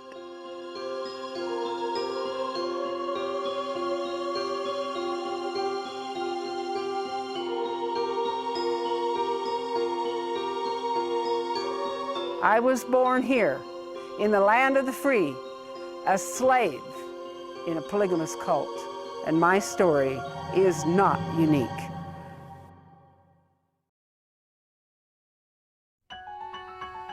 Missionaries knocked on our door when we were married but didn't have any children. We were always incredibly strong and faithful in the LDS Church. Joseph Smith was a prophet, and the LDS Church was the only true church on earth. You didn't even think that there was any world outside Mormonism. And we just kind of dug in and never gave it a second thought. You know, just following the religion, the Mormon religion was all I needed. I believed it with all my heart. We had a real heart for the church. We believed in the church. The LDS Church was the only way. Even though I was living the commandments outwardly, I still felt like something was missing. There's the things that you kind of put up on the shelf. I wanted so bad to not know that. You begin to feel the weight of that shelf. It eventually breaks. What if what you've believed all your life isn't the real Christ? It does have eternal consequences. God began to change my life in amazing ways about 6 months into my 2-year mission experience.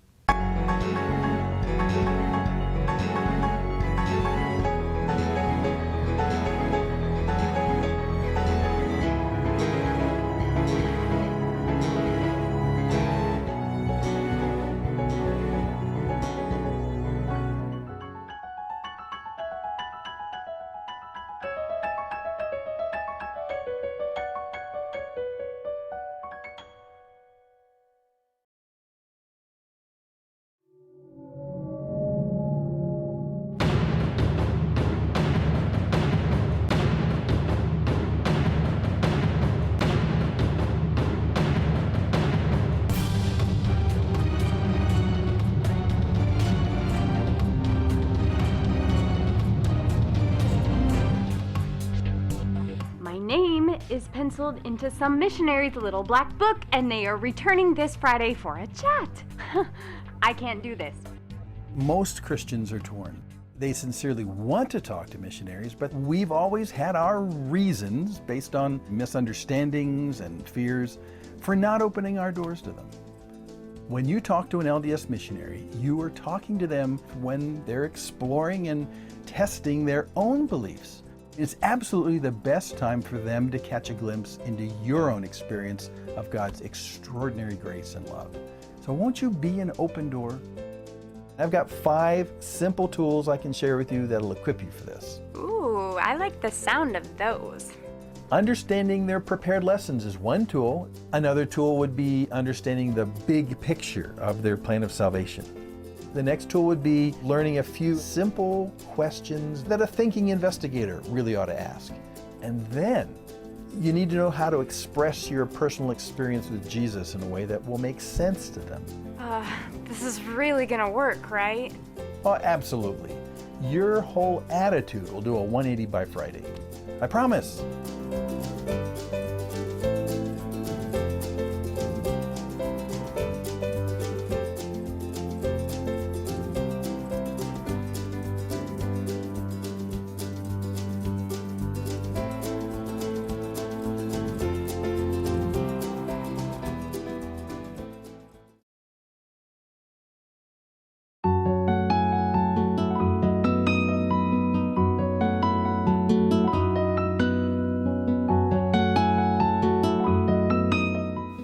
The night of my wedding was the saddest day of my life.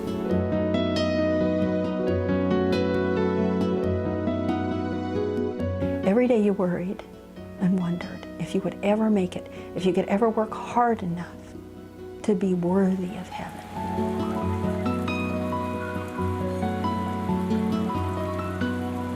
And one day, God showed up. Says, I have a gift for you.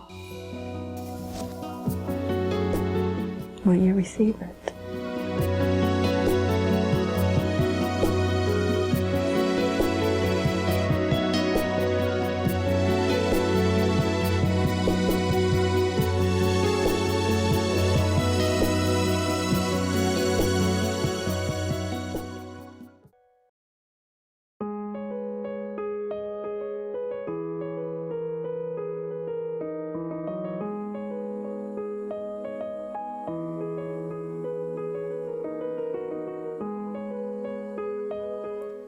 I don't think I understood grace at all.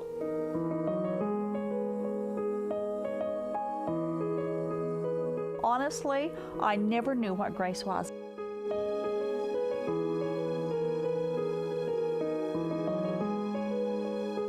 I don't remember hearing the word grace growing up.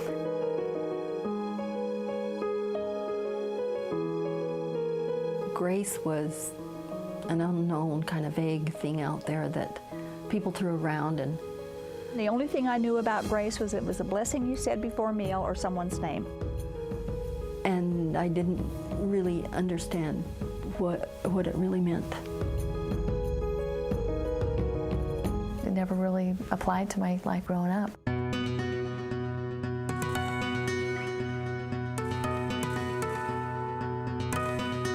After I'm saved and I find out that It doesn't matter who I am, that God's grace saves me if I will just trust Him for everything. And to think that God took what I deserved. He took my punishment.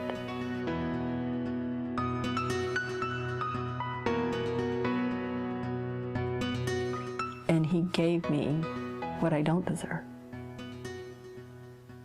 It is mind-boggling, but He does. And it just speaks to His love, His great love.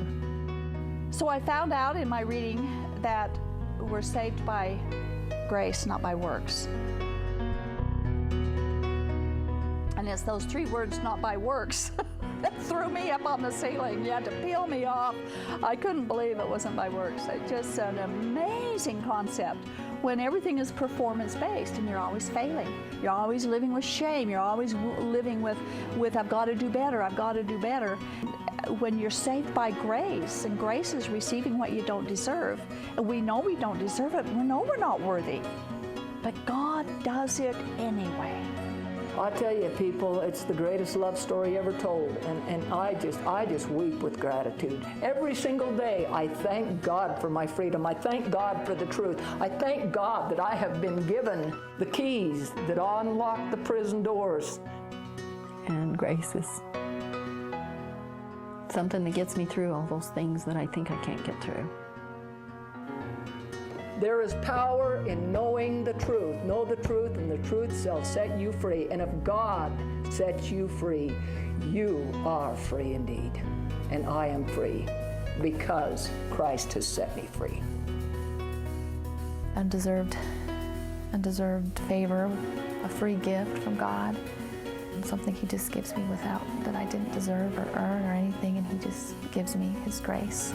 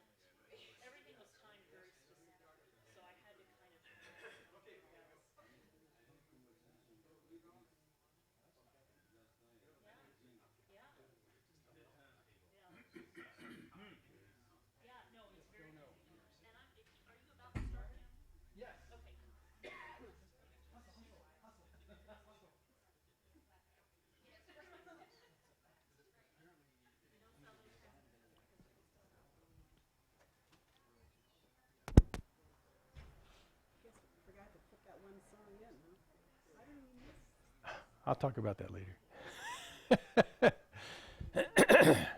Okay, let's gather back from the coffee station. Oh, never mind. Can you have church without coffee? We're finding out.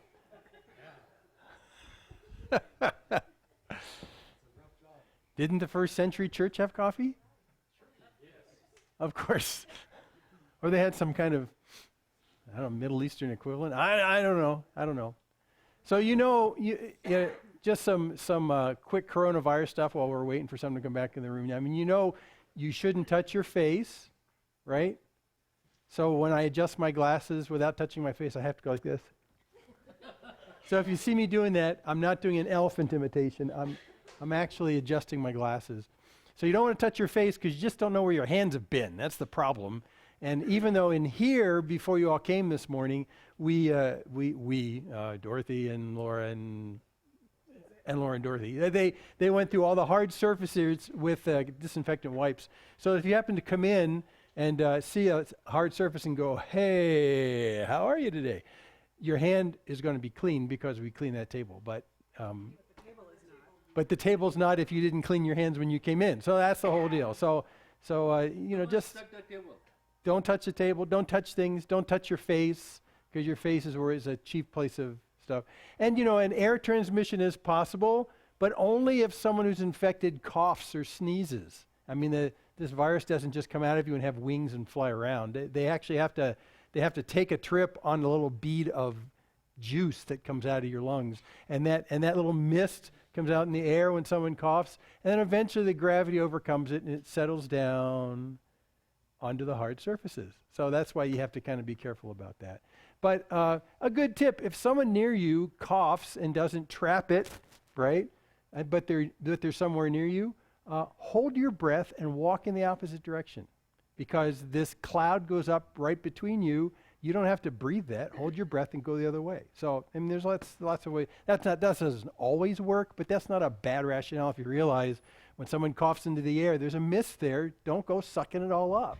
Just go the other way. So anyway, there's lots of common stuff you can do. And then one more quick thing, and we're not going to spend too much time on this, but in the situation we are now where we have a new virus, and in the sense that there is no inoculation possible right now, there's no way, they're working on that, but they don't have that right now, it is inevitable it'll spread throughout the entire population of the earth. It just is. The question is, how fast will it spread? And that's why right now there's a lot of large meeting places that are shutting down, because if you can make it that it spreads slower than faster, then the percentage of people in the infection who need the hospitals, they won't overwhelm the hospitals. If you went and you licked everybody's face in the world right now and everyone had coronavirus infection, and the same day there would be enough people who need hospital help that they would overrun the hospitals. So the idea is to slow down the spread so that at any one time the percentage of people needing the hospital won't overtake the hospitals. But the bottom line is, without having some kind of inoculation, it will inevitably pass to every human on earth. That's just the way it works. You drop a little drop of food coloring into a glass of milk, and it'll spread. Even if you don't stir it, it'll spread. So what we're trying to do is do it slowly, and that's why we're doing these things about. It's called flattening the curve. Okay, anyway, we'll stop talking about that. Today, we're talking about Deborah. And one of the little trivia tests I have for you today is to spot this scene in the opening story of Deborah today. That's kind of hard to tell what that is. Here's what it is. Okay, so it's a mom tucking her daughter in at night. Oh, isn't it nice? Yeah. So, if you're a parent or if you were ever a child, okay, when you get tucked in bed at night, there's usually 3 questions on the tips of the tongue of the one being tucked in. Number 1, will you tuck me in under the covers? Because it's nice to be tucked in, especially to be tucked in around your toes. Your toes stick out. Can you tuck me in? Secondly, this is inevitable almost every time, can I have a drink of water? I mean, really, can I have a drink of water? And then thirdly, now this may not be for everybody. This was always on my mind when I got tucked in. You'll think strange things now, but will you chase the monsters out of my closet? So, there's always spooky things like, can you look under my bed or can you look in the closet? That whole movie, Monsters, Inc., was all premised around the fact that there's a monster in your closet, right? So there's scary things in the dark. Okay, so here's your task. That's a very familiar scene to you. As we start going through the narrative of Deborah, and we're going to do the entire narrative of Deborah today, as you go through the narrative, see if you can spot this scene, okay? And when you see this scene show up in Deborah, and it's not obvious, you need to say, hey, wait a second, okay? So that's your job this morning as we do that. So watch for the tucking in scene. Okay, so here we go. We're on Deborah, a mother in Israel. That is her own phrase for herself, which she'll tell us about, a mother in Israel. And if you want to follow along, we're in Judges 4. So Deborah is during the period of time of the Judges. If you remember, the time of the Judges was this very awkward, almost adolescent time in the life of the nation of Israel, where they'd come out of Egypt, the slavery of Egypt, the exodus that happens. They went through a whole generation kind of killing time in the desert, wandering because they wouldn't believe that the place was a good place to go. That generation died. Their children came into the land. They finally came into the land with Joshua, and they settled the land. That took several decades. What? The sound is coming. See, you have the sound? I hear the sound. It sounds like bombers are coming. Yeah. I don't know. Anyway, so it's that awkward time where they are settled in the land, and all the families settle in the places they're supposed to be in the land, but there's no king yet. And the first king, Saul, and then David won't come for some time. So here's this weird in-between phase where, and you read the book of Judges, it says they did what was right in their own eyes, which is bad. I don't know. I've never heard that either. That's kind of fun. We can turn this off.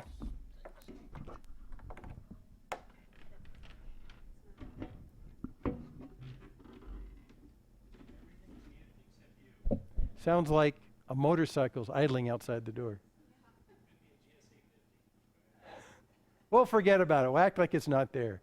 Can you hear it very loud? Yeah, we can hear it. Yeah, okay. Well, can I what?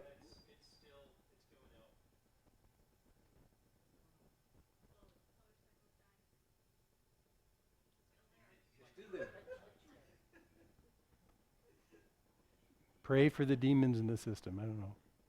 That's very interesting. Okay, so anyway, Judges. Where were we? Judges. So this is the time of the Judges, where everyone did what was right in their own eyes, which means everything, not everything, but most things turned out badly. It was a very rocky time in the life of Israel. There are bright spots, and after the story of Deborah, one of the bright spots comes up as well, the famous guy Gideon. Remember that? So what happens is you have this potpourri in Judges of people who aren't really officially in charge of anything, but they do wonderfully beneficial things as time goes on through Judges. And Deborah's one of them. So just remember the fact that this is a real topsy-turvy time in Israel. No one's really in charge. Everyone did what was right in their own eyes. And Israel, by and large, walked away from the Lord in almost everything they did. But not everybody. There's some exceptions, and Deborah's one of them. Okay, so that's where we are with Deborah. So here's the priest story. We'll just jump right in. Judges 4, verse 1. The people of Israel, again, did what was evil in the sight of the Lord after Ehud died. You have to go read Judges 3 to find out who Ehud was. Wow. Spiritual warfare. I don't know. Okay. So they did what was evil in the sight of the Lord after Ehud died. And the Lord sold them into the hand of Jabin, king of Canaan, who reigned in Hatzor. The commander of his army was Sisera, who lived in Harosheth Hagoyim. So, okay. So that's, like I said, things are going bad. And so what God does is he withdraws his protection on the people when they're going away from God. He feels no compulsion to protect them if they say, God, we don't need you. And that's where we are right now. After Ehud died, they completely abandoned the Lord. So God said, okay, taking my hands off, and I'm going to make life miserable for you by not defending you against this guy, Jabin, who's up in Hatzor, and his army general Sisera in Harosheth Hagoyim. Now, I'm not going to put a map up because I think it'll distract us some, but this is way up in the north part of the country. So, the north part of the country, which present day goes up into Lebanon, and you go south, you're down into the Sinai Desert. This is pretty far north. So the couple of tribes that settled far north, Naphtali and Issachar, those guys up there, this is happening in Naphtali. If you go to Israel today, there is one flat spot in Israel. Most of Israel is mountainous. But there's this flat spot that goes from Haifa, the port in Haifa, which is up in the north, and it travels, this flat spot goes in, crosses between some mountains, and then it hooks up with the Jordan River Valley and goes south. This big flat spot.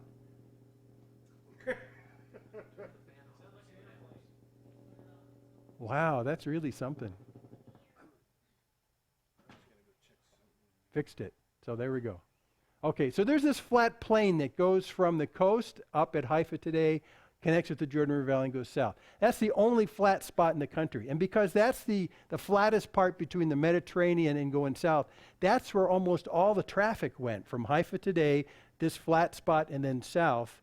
And that's where the Armageddon Valley is as well. So that big flat area like that, that plain, and that's where things are taking place today. That's Harosheth HaGoyim, is up by Haifa, Israel, up in the north. It's in the flat spot pinched between some mountains, and that's where they live. And Naphtali, which is the country that's the tribe that this is all happening, is just north of that. So they're way up in the north, okay? So we get the geography right and it'll help us out.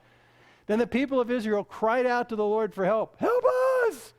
For Sisera had 900 chariots of iron, and he oppressed the people of Israel cruelly for 20 years, for 2 decades.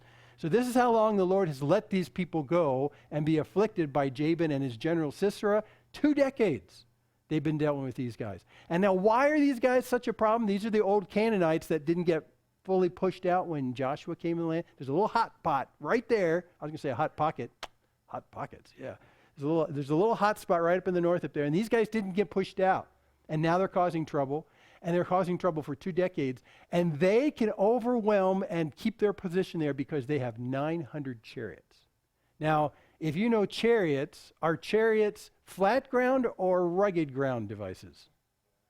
Flat ground. So that's why this geography is really important. From Haifa, the flat ground in from Haifa and hooks up to the Jordan, goes south. They have complete control of that flat ground because they have chariots. Chariots during the day, especially iron chariots, are the master tank warfare weapon of the time. They are just very powerful. Well, he had 900 of these. Even at this time, Israel was having a problem making iron for implements, for plowshares and for swords. They had a hard time making this stuff. So guess where they would go to have their iron stuff made? Harosheth HaGoyim, where these guys are. So their enemies who control the iron trade also control the chariots, and they put the people of Israel under their thumb. This is what a chariot looks like. This is a Roman version, so this is sometime after that. It's just a cart that's pulled by 2 horses. You think, well, how can this be a big problem? Really? By the way, if you look there, do you see anything wrong with this picture?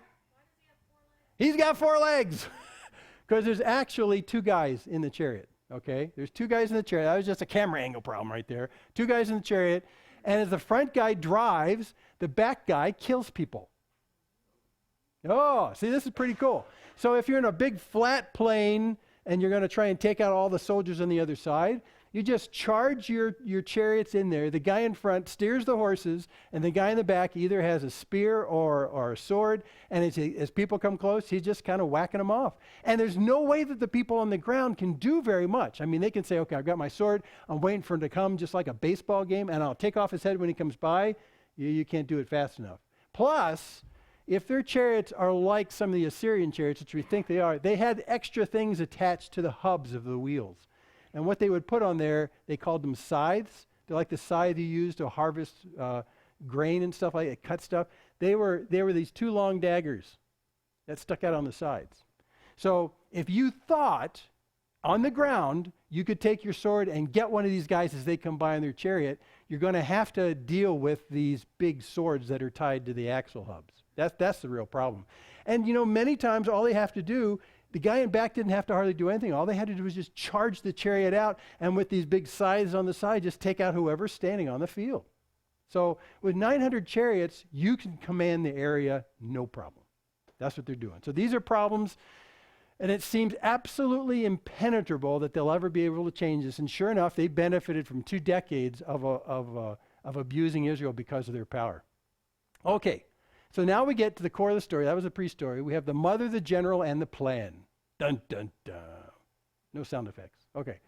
Now Deborah, a prophetess, the wife of Lapidoth, was judging Israel at that time. She used to sit under the palm of Deborah between Ramah and Bethel in the hill country of Ephraim, and the people of Israel came up to her for judgment. So this is our backstory on Deborah. Who was she? She's one of those basically unappointed people in the country who brings benefit. Maybe people would have civil disputes about something. And so who do we go to settle our civil disputes? There's no king, there's no magistrates. Who do we go to? And so they would take it to wise people, and Deborah was one of those people. And basically, she set up shop under a palm tree in the hill country of Ephraim. And people would bring problems to her, and she would judge wisely about how to deal with these things. And she was respected just out of, in a sense, popular vote. People would bring their problems to her and say, look, Deborah, I've got this with my neighbor over here. I think he's wrong. And he would get, no, I think you're wrong. And they say, but you know what we'll both do? We will both agree that if we bring our problem to you and you make a decision, we'll abide by what you say. And that's who Deborah was. She was one of these judges that could do that. Now, to do it effectively, you can't just use human wisdom.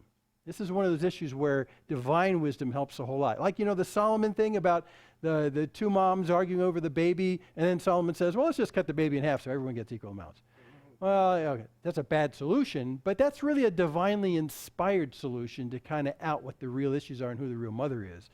Well, we're talking with Deborah, we're talking about someone who executes that kind of wisdom in dealing with problems with people. So she's seen, hey, you know what I think it is, Glenn? I just had an aha. On the soundboard on the very far right, there's two outputs. Wiggle those for a second.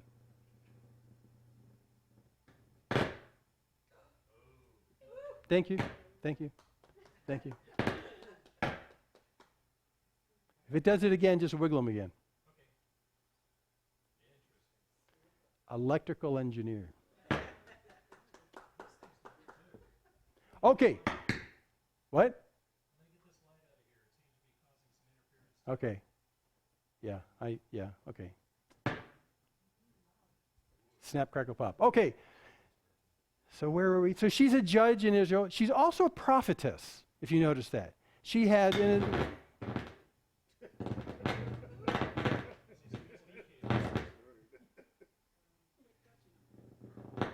Is it that same connect? Wiggle those two right connectors again until they get to a position where they stop talking.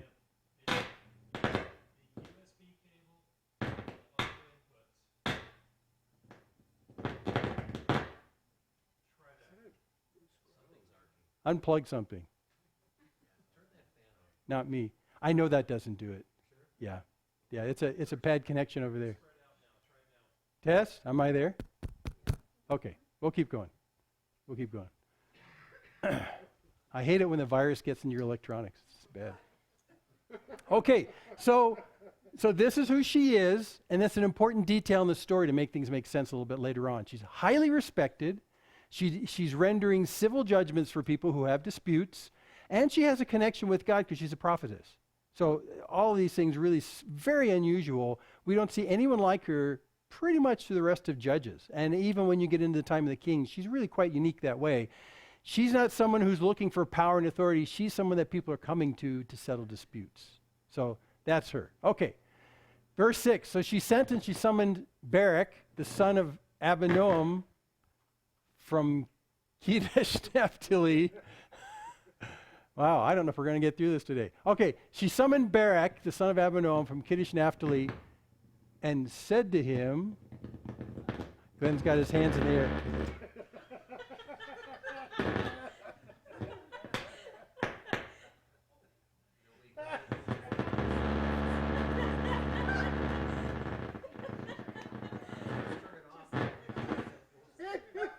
Well, we're streaming.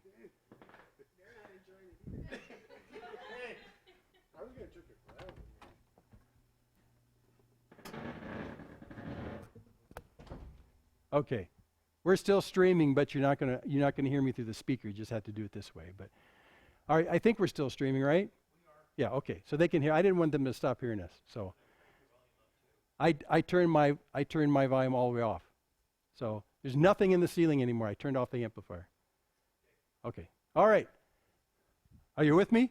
Yeah. Okay. So Deborah calls this guy Barak. okay? He's coming from Naphtali, which is in the north again, right? North of where the bad guys are. She calls him and she says, has not the Lord, the God of Israel, commanded you? What? Go gather your men at Mount Tabor, taking 10,000 from the people of Naphtali, that's a tribe in the north, and from the people of Zebulun, 2 tribes in the north. Take 10,000 men. Well, yeah, and what? Like go attack the 900 chariots? No, something even stranger. Here's Mount Tabor right here. And she's saying, and this, by the way, this is a view from Nazareth. If you ever go to Israel and you look out on that flat plain, there's that flat plain down there. And sticking up out of that flat plain is this knobby hill that's about, 2 miles across in the middle. It's not really that large, but it's a nice knobby hill surrounded by the flat plain. She says, what you need to do is gather these 10,000 people right here and take them to Mount Tabor. Take them onto this mountain right here. Now, the bad guys with the chariots live to the right in this picture, about 10 miles away. But since it's all flat plain, it's highway for chariots, she's saying, gather 10,000 soldiers, basically, and take them on top of the knob. What? And I will draw out Sisera. This is God still talking. I will draw out Sisera, that's the general of Jabin's army, to meet you by the river Kishon. The Kishon River, by the way, kind of cuts through the middle of that flat land, through the river Kishon, with his chariots and his troops, and I will give him into your hand. There you go. Deborah says, 2 decades is long enough. Gather 10,000 men from Zebulun and Naphtali and put them on the top of this mountain, and the bad guys will see you, and they'll come out, and God will take care of them. So Barak is a general for Israel, and Barak says to her, well, if I was writing the story, Barak would pause for a long time because he's working through the tactical issues of this, and he's thinking, let's see, take 10,000 guys, put them on the top of a hill. You're kidding, right? You don't really want to do this, right? This is how I would write the story. You don't want to do this. This is tactically stupid. And he doesn't explain it to her, but this is probably what's going through in his head. He's thinking, now look, he's doing a little mansplaining right here. Here's a little knob in the middle of the flatland where all the chariots go, and you want me to collect 10,000 guys, put them on the top of this knob, okay, and then the bad guys will see us go up there, they'll send out their chariots, lickety-split, and what are they going to do? They'll completely surround the knob, and they'll completely cut us off from the outside world. And all they have to do is not even fire a single shot, and they just have to wait for us to die because we run out of food. This is called siege. This is a siege. So if we willingly put our 10,000 men on top of this knob that they can so easily surround, we're dead meat. And so he's thinking, right now, if this plane was going up with Jabin's guys over there, they would be putting together a plan based on the fact that there's 10,000 men reported to be on top of Mount Tabor, and there's 900 chariots surrounding them. This is like instant win. So if they do like a tactical assessment of this is what Barak is thinking. Let's do a tactical assessment. They're probably thinking right now, okay, there's a 6-mile perimeter around Tabor we can do. It can actually be smaller than that. A 6-mile perimeter. We have 900 chariots we can put on the job. That means we can have a chariot every 35 feet surrounding this, so there's no stinking way these guys will get off the mountain alive. And we just have to wait for them to die. So, in terms of the tactical assessment, is that approved? Absolutely. This is a no-brainer. So, when the bad guys hear about the fact that 10,000 soldiers willingly, voluntarily put themselves in sequestration on top of a mountain that can be easily surrounded with 900 chariots every 35 feet. This room is 45 feet wide. You can't even have 900 chariots going without knocking into each other in a 6-mile perimeter. So, I mean, it's going to be an exact military wall they can't get out. This is a no-brainer. We can take out 10,000 of our enemies, and all we have to do is go over there and camp for all. Heck, we can even run the chariots in 3 shifts. And the chariots will still be separated by 100 feet. That's great. I mean, so this is a no-brainer. So all this is going through the tactical mind of Barak, the general of Israel. And he's going, this is a bad plan. I mean, I don't see how this is ever going to work. But remember, Deborah said, do this, and God says, I'll take care of the bad guys. So now you're at the cusp of a problem. Do you really trust that Deborah is connected to God? Because if she's not connected to God, and this is just Deborah's idea, this is certain death for 10,000 men. You can't get more real than this. So he says to her, if you go with me, I'll go. But if you won't go with me, I won't go. That's not a bad idea. You know, he's wondering whether she's connected to God. Well, let's ask her if she's connected to God. If you go up with me, then I'll know that you believe this is from God, because you're going to put your life in danger as well. By the way, this is completely unheard of in warfare back then. You didn't take women up with you on these campaigns. But he's saying, proof in the pudding. If you'll come with us, I'll do this. Now, is that a lack of faith on Barak's part? Yeah, maybe, maybe not, and we'll talk about that at the end. But it is very practical. It is very practical. And so even today, when people say, I've got a message for you from God, all of a sudden, boop, all the skeptical hairs go up in the back of my neck. And I go, well, yeah, let's talk about this a little bit. But if it's something really that we're talking life and death, it'd be nice to ask them if they're willing to put themselves under the same constraints that you are, if it's life and death. So, Barak's thing is very practical, and it's okay. So what does she say? I will surely go with you. Yeah. Hoo, hoo, hoo. And that's how sure Deborah is that this word is from God. It's not her own idea. Because she realizes if she goes on the top of Tabor with these 10,000 men, she doesn't have any reason why she should survive any more than the other soldiers. I mean, she's putting her life in danger. She's placing her life in the midst of the fact of the faith in this being a message from God. She's going to do it. But there's a part B to her response. I will surely go with you. Nevertheless, the road on which you're going will not lead to your glory, for the Lord will sell Sisera into the hand of a woman. So what's that about? Well, generals, when they have campaigns, always look forward to coming back in town as the victors and woo, ticker tape parades, woo, and all the accolades that go with that. She's saying, I'll go with you, but if you're getting involved in this because you think you're going to get some glory out of this, you're not. Because guess what? The opposing general is going to be taken out by a woman. Now, in Barak's ears, presumably that woman would be Deborah. Well, that's reasonable. So is she saying, Barak's thinking, is she saying that if we do this thing and God delivers them into our hands, is she saying that God's going to let Deborah herself kill Sisera the general? Wow, this is crazy. Well, that's what it looks like. That's what it looks like. So Deborah rose, went with Barak to Kedesh. That's where they go up and get the guys. And Barak called out to Zebulun, the tribe up there, Naphtali, the tribe up there, to Kedesh. And 10,000 men went at his heels, and Deborah went up with him. So that means they followed him. When it's at his heels, they followed. So sure enough, he goes up there to the two tribes that are most oppressed by Sisera and his men and his chariots, the people who most are messed up by the 2 decades of this occupation. And he goes up there and says, I need 10,000 volunteers to fight today. The 10,000 show up, and they follow Barak and Deborah to their death at the top of Tabor. This is a tactical plan. And before we finish that story, by the way, a little inclusio, a little detail.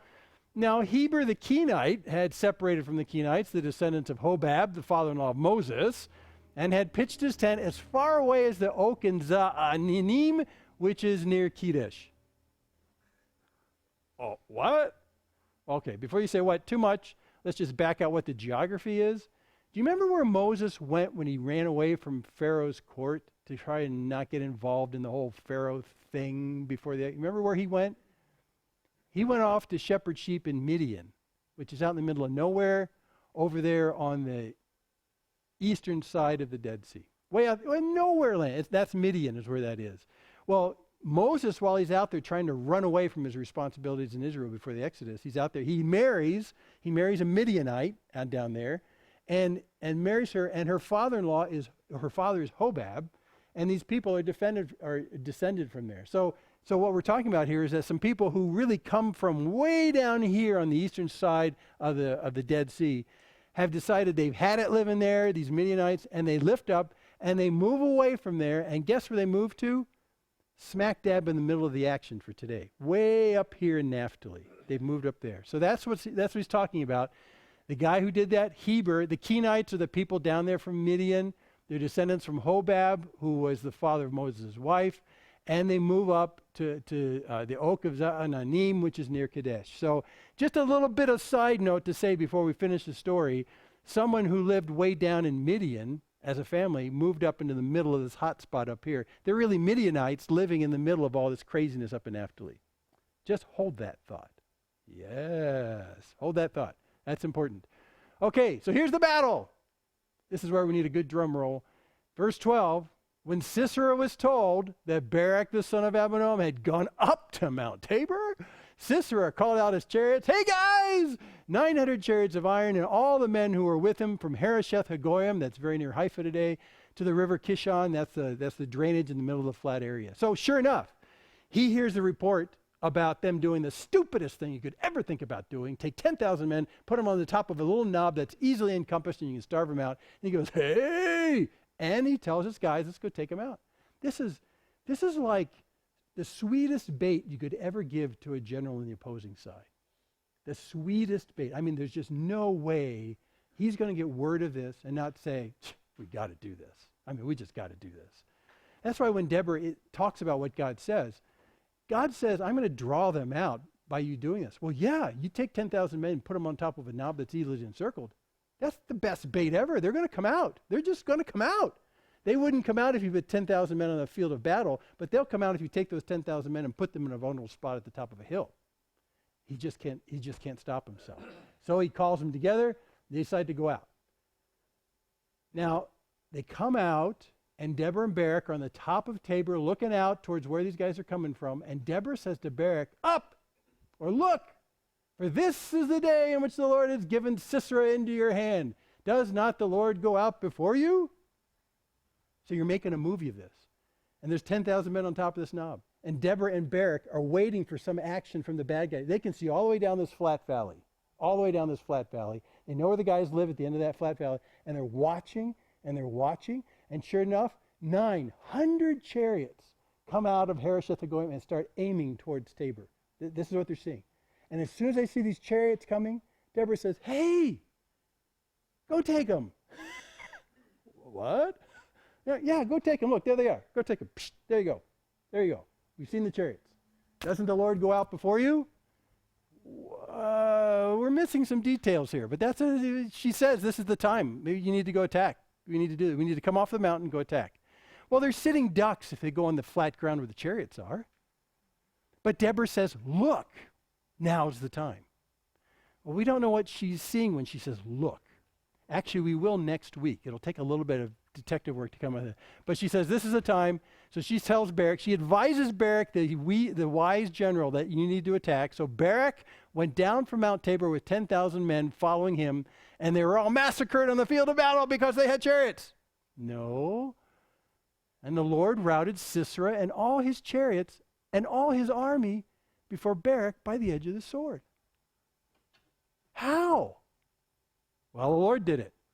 I know, but how? You know, there's a lot of these battle scenes in the Old Testament where one of my favorites is Jehoshaphat, where this battle goes and God says, I'll be on top of this. This is not your battle. This is my battle. I'll take care of this. But in almost every case after the battle, he gives us an explanation about what happened. In the case of Jehoshaphat, were there 3 nations coming into the Israel who were going to take over things? The 3 nations come in. And I mean, it's a sure thing they're all going to die because 3 of your local neighborhood countries have decided Israel should exist no more. So they bounded together. There are 3 tribes of these 3 nations of soldiers. And I mean, it's a sure deal. They're just going to kill all the Israelites. And yet when they come to this field of battle, the next morning, the Israelites look out to see where the bad guys are in the 3 armies. And when the first view they get them at daybreak, all the 3 armies are dead. Well, God did that, but he explains it a little bit. It says that 2 of the armies, who were actually pretty good friends, looked at the 3rd army from the 3rd country and said, we don't really like those guys. Let's take out those guys before we go in and take out Israel. That way we can split the spoil between 2 of us instead of 3 of us. Yeah! So they kill the 3rd army that's kind of on the outs, And then the confusion of them killing the third army, they start killing each other so that by the time Israel gets there, there's no one alive. Okay, so that's clearly a God thing, but it sort of explains what happens. Here we don't have an explanation. They come out and should have been killed by these chariots, but the Lord routs Sisera and his chariots and his armies before Barak by the edge of the sword. Wow. So but the fact he says by the edge of the sword means that Barak's 10,000 took out these other guys with their swords. It wasn't a viral infection. It wasn't them killing each other. Somehow Barak's swords in the hands of 10,000 men took out 900 chariots. That's impossible. But it seems to have happened. Well, Sisera, the general, got down from his chariot and fled away on foot. And this is a little clue for what might have happened, but what we're seeing right here is the fact that he decides he's going to survive better if he gets out of his chariot and runs on foot. You know, his chariot ran out of gas or something. I don't know what it was.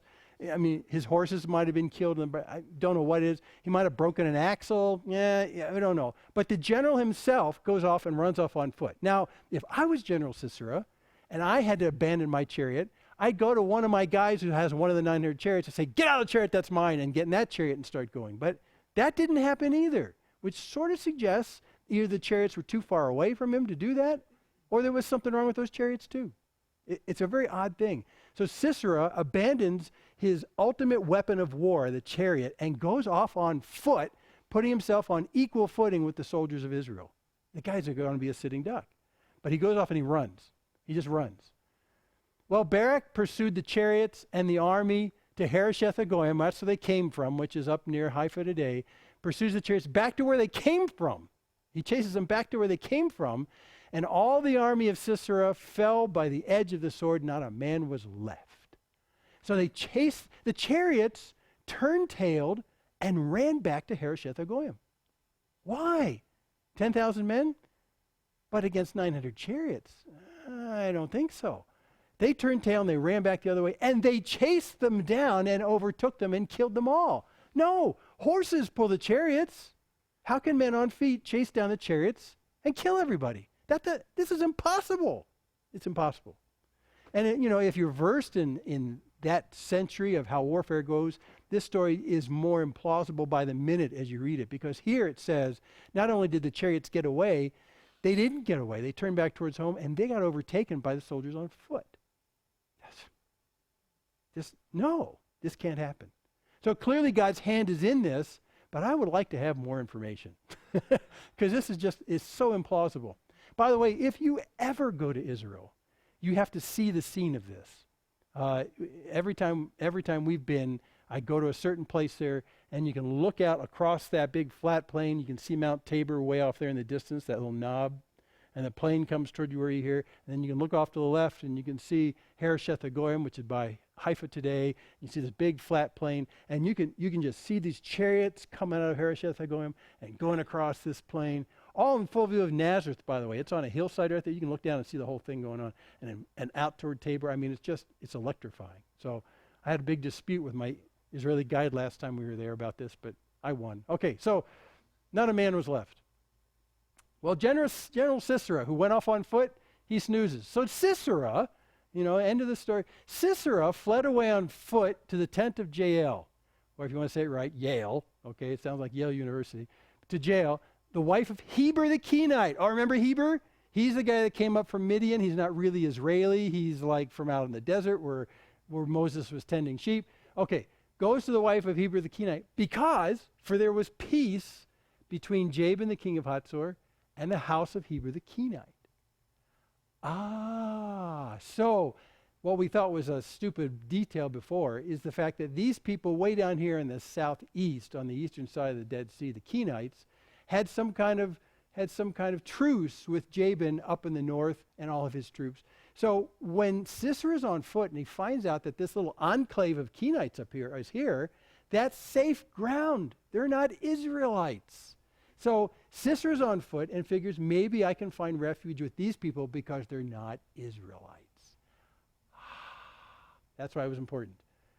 So Jael comes out to meet Sisera and says to him, "Turn aside, my lord, turn aside to me, don't be afraid."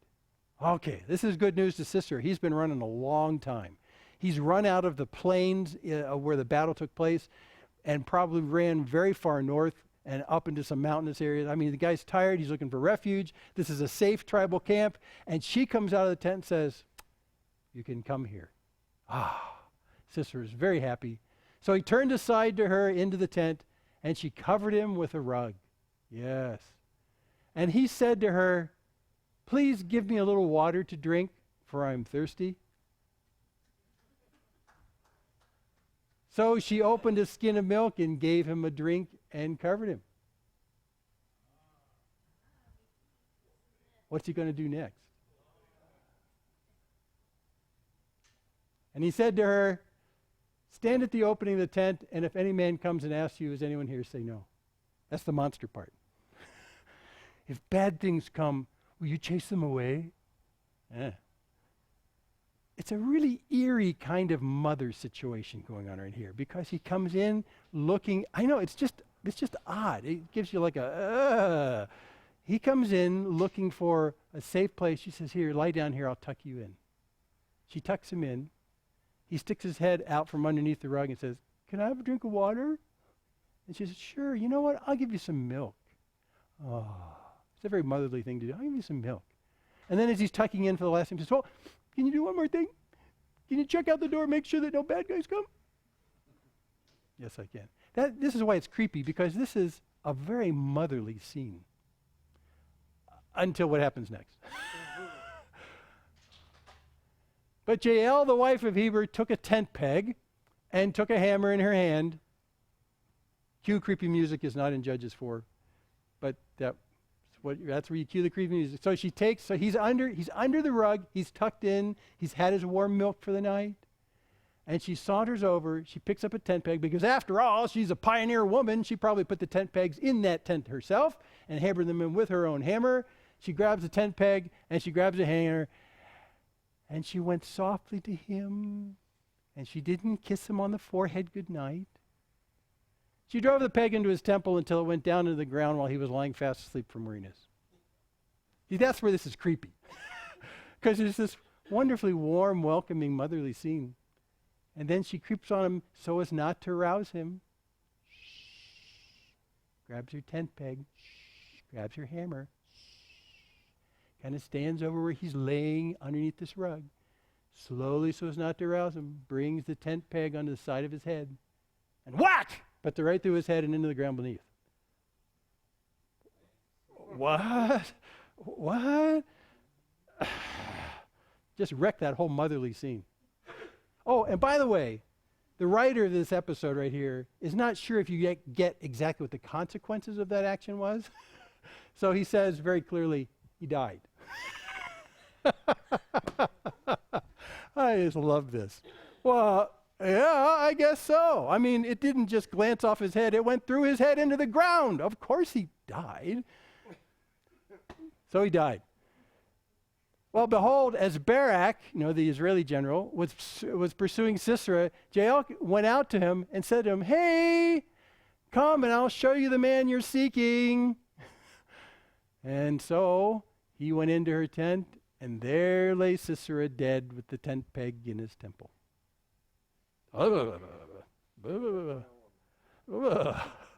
Hey, Barak, you're looking for someone? He's here. Now, Barak's probably thinking, what? He's like, he's in your tent? I'm sure he came to the tent fully armed with a whole bunch of guys, because Sisera would be in there armed to the teeth to defend himself. She says, he's right here. But Barak's probably trying to figure out why it is she's being so open about it, because if Sisera's behind her in the tent and she's out there saying, he's here, she would be killed by Sisera, who's trying to remain hidden. So why is she saying, come over here, the guy you're looking for, he's in here, and she's not dying from a sword in the back? And of course, when Barak comes in the front door, he realizes it's because not only does she not have a sword in her back, but he's got a tent peg in his temple. He's gone. Whew. So in summary, the writer says, verse 23, so on that day God subdued Jabin, the king of Canaan, before the people of Israel. Who did this? Deborah? No. Barak? No. God did this. All of this God did. Through these people, God did this. And the hand of the people of Israel pressed harder and harder against Jabin, the king of Canaan, until they destroyed Jabin, king of Canaan. Something they should have done when Joshua brought them into the land. They should have pushed these guys out of the area, and they didn't. But because of this particular event, they sort of got their gumption together, and they said, well, if God has given them into our hands, let's take care of them. And what the writer of Judges says right here is that that's exactly what happened. They got serious about them, and they wiped them off the land, and they're gone. They're just gone. I always wondered after that where the Israelites were running around in chariots after that. I don't think so. I don't think so.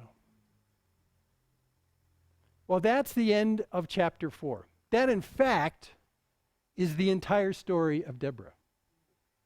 Except we are in a wonderful position, because I tell you that when we read narratives, you read the actual story, and then you need to push back when you get done. You need to ask some probing questions and ask yourself, why did God include this story, and what can I learn from this on a spiritual dimension that's deeper than just the physical story?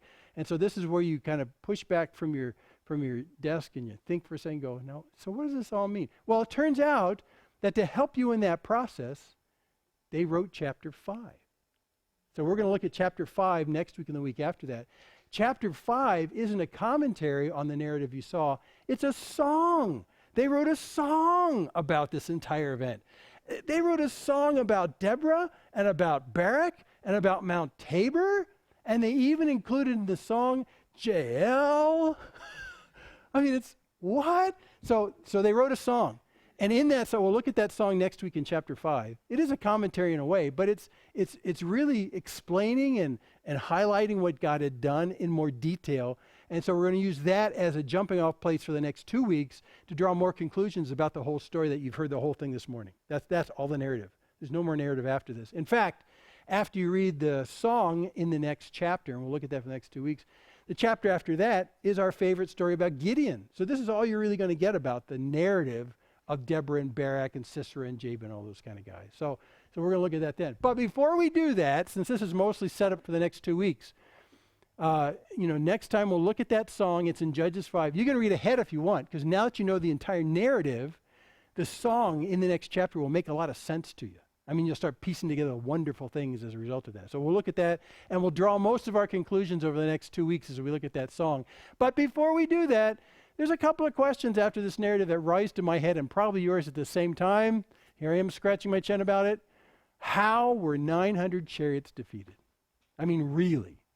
And you can say, well, God did it. Oh, I know God did it, but how did he do it? What did he use to do that? I mean, did he just snap his finger and they all evaporated?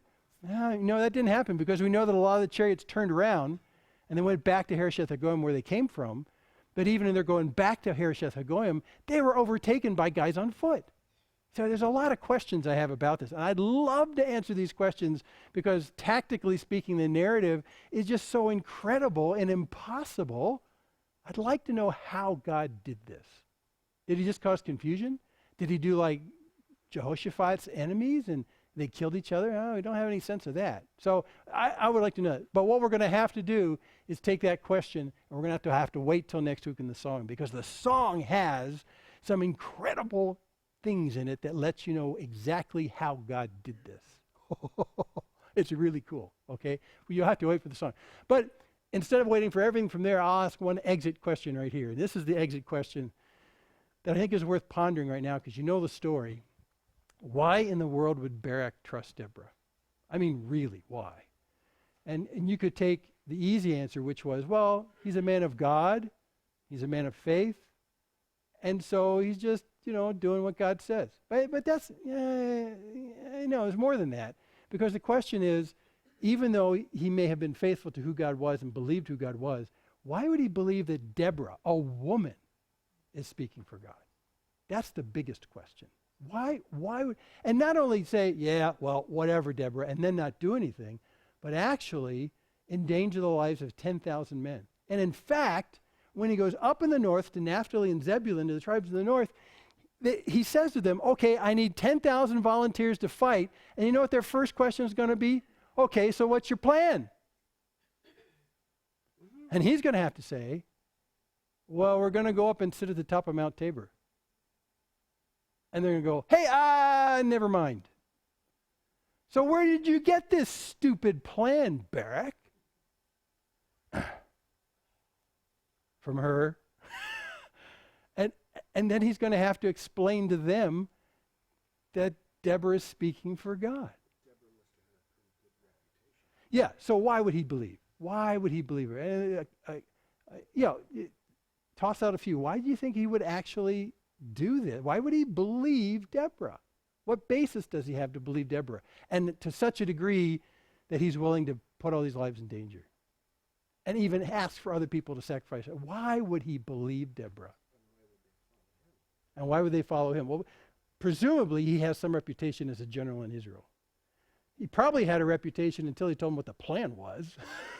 And he lost his entire credibility in one fell swoop. Why would he believe Deborah? And this is the speculation that we push back from and wonder about, because, again, remember, the dynamics of a woman speaking for God are very unusual. Very unusual. They're second-class citizens without question, but somehow, if I was God and I was going to try and direct someone to do something as crazy as this and try and convince Barak of that, I'd use some highly placed male older authority in the country, someone who's got some real cred, right? Would I use Deborah?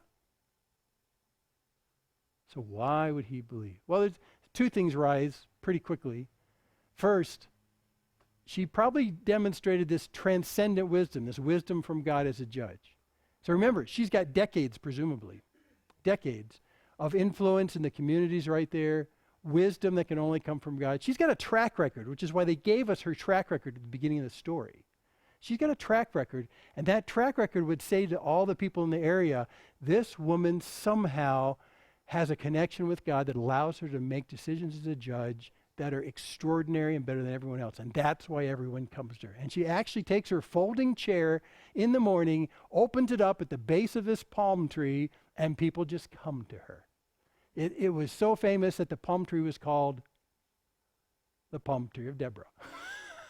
So that's one thing. So when she comes with this proposal to Barak, Barak has got to look at her entire history as a judge and as a prophetess speaking for God and say, she is connected with God unlike almost anyone else I know. If anyone's going to speak for God, her track record gives her credibility for me to say she's speaking for God. Her track record does. So for number one, that's not a wasted piece of the story at the beginning that she was a judge in Israel all that time. And an unappointed, voluntary, show up with a folding chair judge. It showed that she was specially imbued by God in a connection in that way to bring wisdom and peace in a community. She had demonstrated who she was by decades of being faithful to God. Now that's a really big deal, because now we're at this point where she needs to cash in all that credibility for this one gigantic event. And she had done that by decades of being faithful to God in the midst of the community. Now, as an application, that rings a lot of bells. Because it turns out that it's very similar to the Esther story. Esther was placed in a place of influence and position, not of her own doing necessarily, but as her cousin and guardian said to her, he said, listen, this entire history that you've had that has culminated with you now being queen of Persia, maybe it's all been for this moment. We're going to cash in all of that now for this moment. And in the same way with Deborah, all of those years of people squabbling in the desert under the palm tree and her exercising divine wisdom in the midst of those things, all of that credibility has been built over decades. And now it gets cashed in on this gigantic event. And without that, it probably wouldn't have happened. Barak probably wouldn't have believed her. And that also gives me hope too, because it's telling me that in our normal course of our lives, we are not involved in great battles like Barak and Deborah, but we are involved in the daily stress of bringing the presence of God into the midst of people's problems. That's all Deborah was doing. That's all she was doing. And she was demonstrating the fact that there was a God who is near, there was a God who cares about your circumstances, a God who wants to bring peace to your situation. And she probably asked herself for years, why am I sitting under this stinking palm tree again today? All I hear is people bickering at one another. Rah, rah, rah, rah, rah, rah. I've had it up to here. I'm done with this. But no, I need to bring God's influence to the situation of this turmoil. And at this particular juncture, she could probably go back and see her history in the desert under the palm tree and say, that's why I was under the palm tree.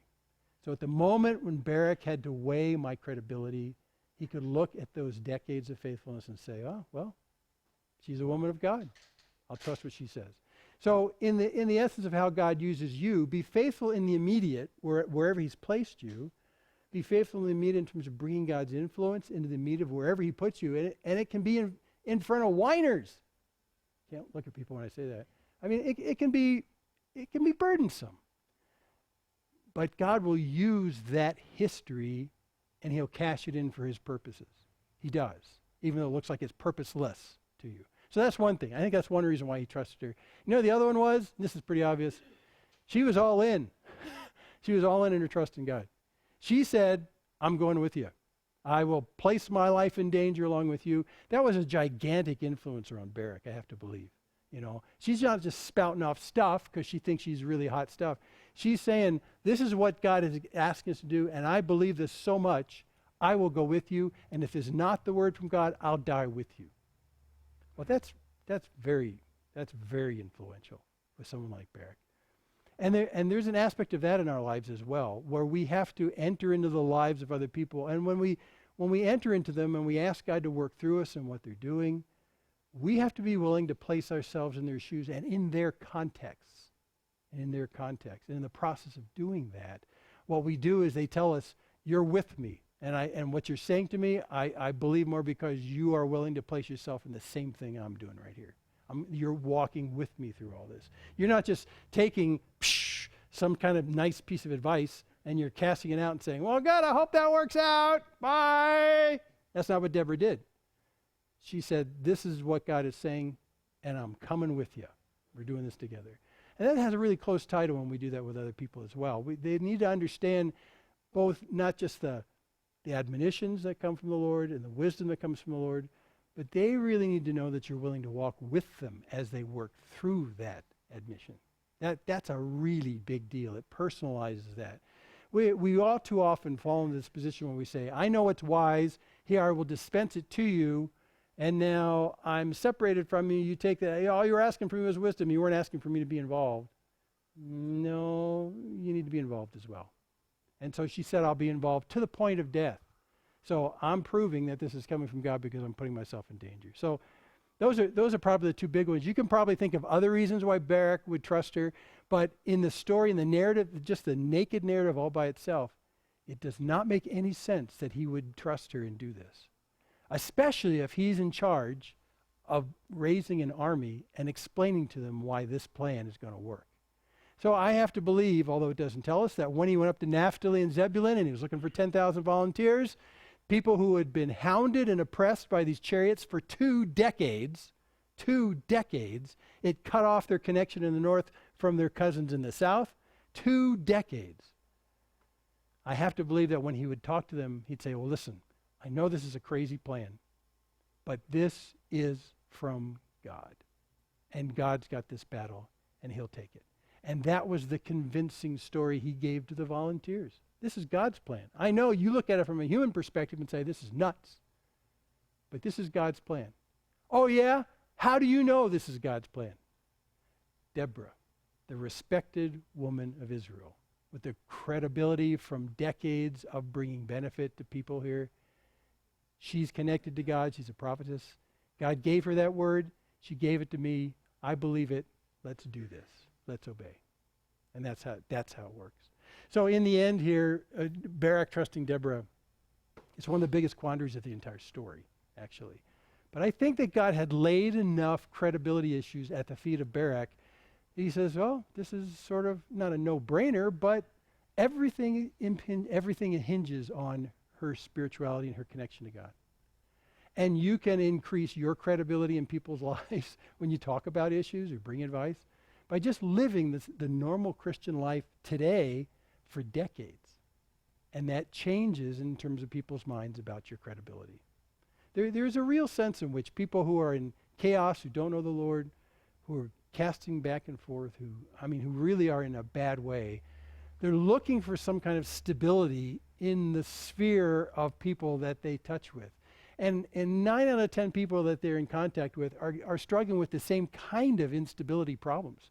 You know, I don't know where I'm going. I don't know what life is all about. I don't know why this happened to me. I mean, all these, I don't know, everything's horrible, everything's bad. Everyone has this resonance. Here, let's go out and have a drink tonight, and we'll all commiserate about how bad everything is for all of us. But then every now and then, someone shows up and says, well, I don't think everything is as hopeless as you think it is.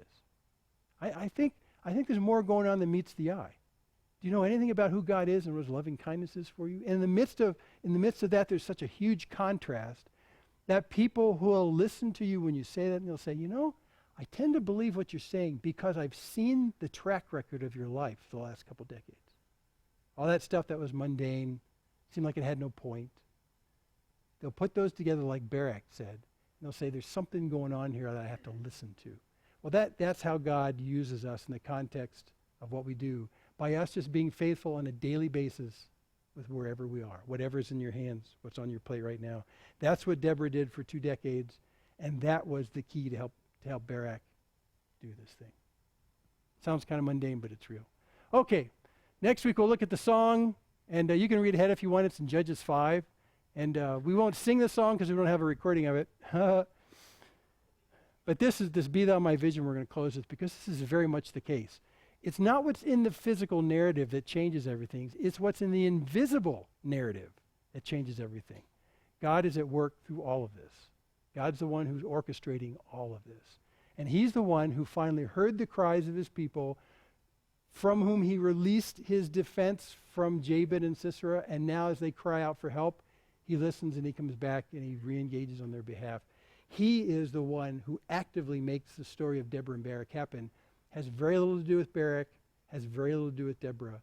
It has everything to do with God. So he needs to be our vision in every circumstance. Okay, let's just quit. Father in heaven, we thank you for this story. We look forward next week and the week after that to understanding more about it as we read this song that was written to describe what happened in all of this. And God, as we put this narrative off the front of our tables here for a second, I pray that you'd give us an understanding that as we do what seems like the mundane, daily faithfulness things as we walk with you, that these things don't lose visibility to those who are seeing. That you use even the ordinary that we do for extraordinary things for your kingdom. And that even if it's like Deborah, who just routinely went out and encouraged and admonished and brought peace to those who are around her, God, we pray that you would use our what seem like mundane actions amongst those who really need you, and that you would translate those into an opportunity for the gospel, so that you would introduce yourself to those who are watching. And Lord, we don't know why you involve us in such important things as this. We don't know why you use flawed people like us in a way to draw people to yourself, but you do. And so we pray that you would, through your Spirit that's inside of us, glorify yourself in the simplest things we do on a consistently faithful basis, so that you might be glorified in the large and the end. And we don't know how you connect those dots, but you do. And you did for Deborah, and you did for Barak, and you brought this great success. And it's all because of you. So thanks for this story, and pray you'd give us more understanding next week through your Spirit. We ask in Jesus' name. Amen.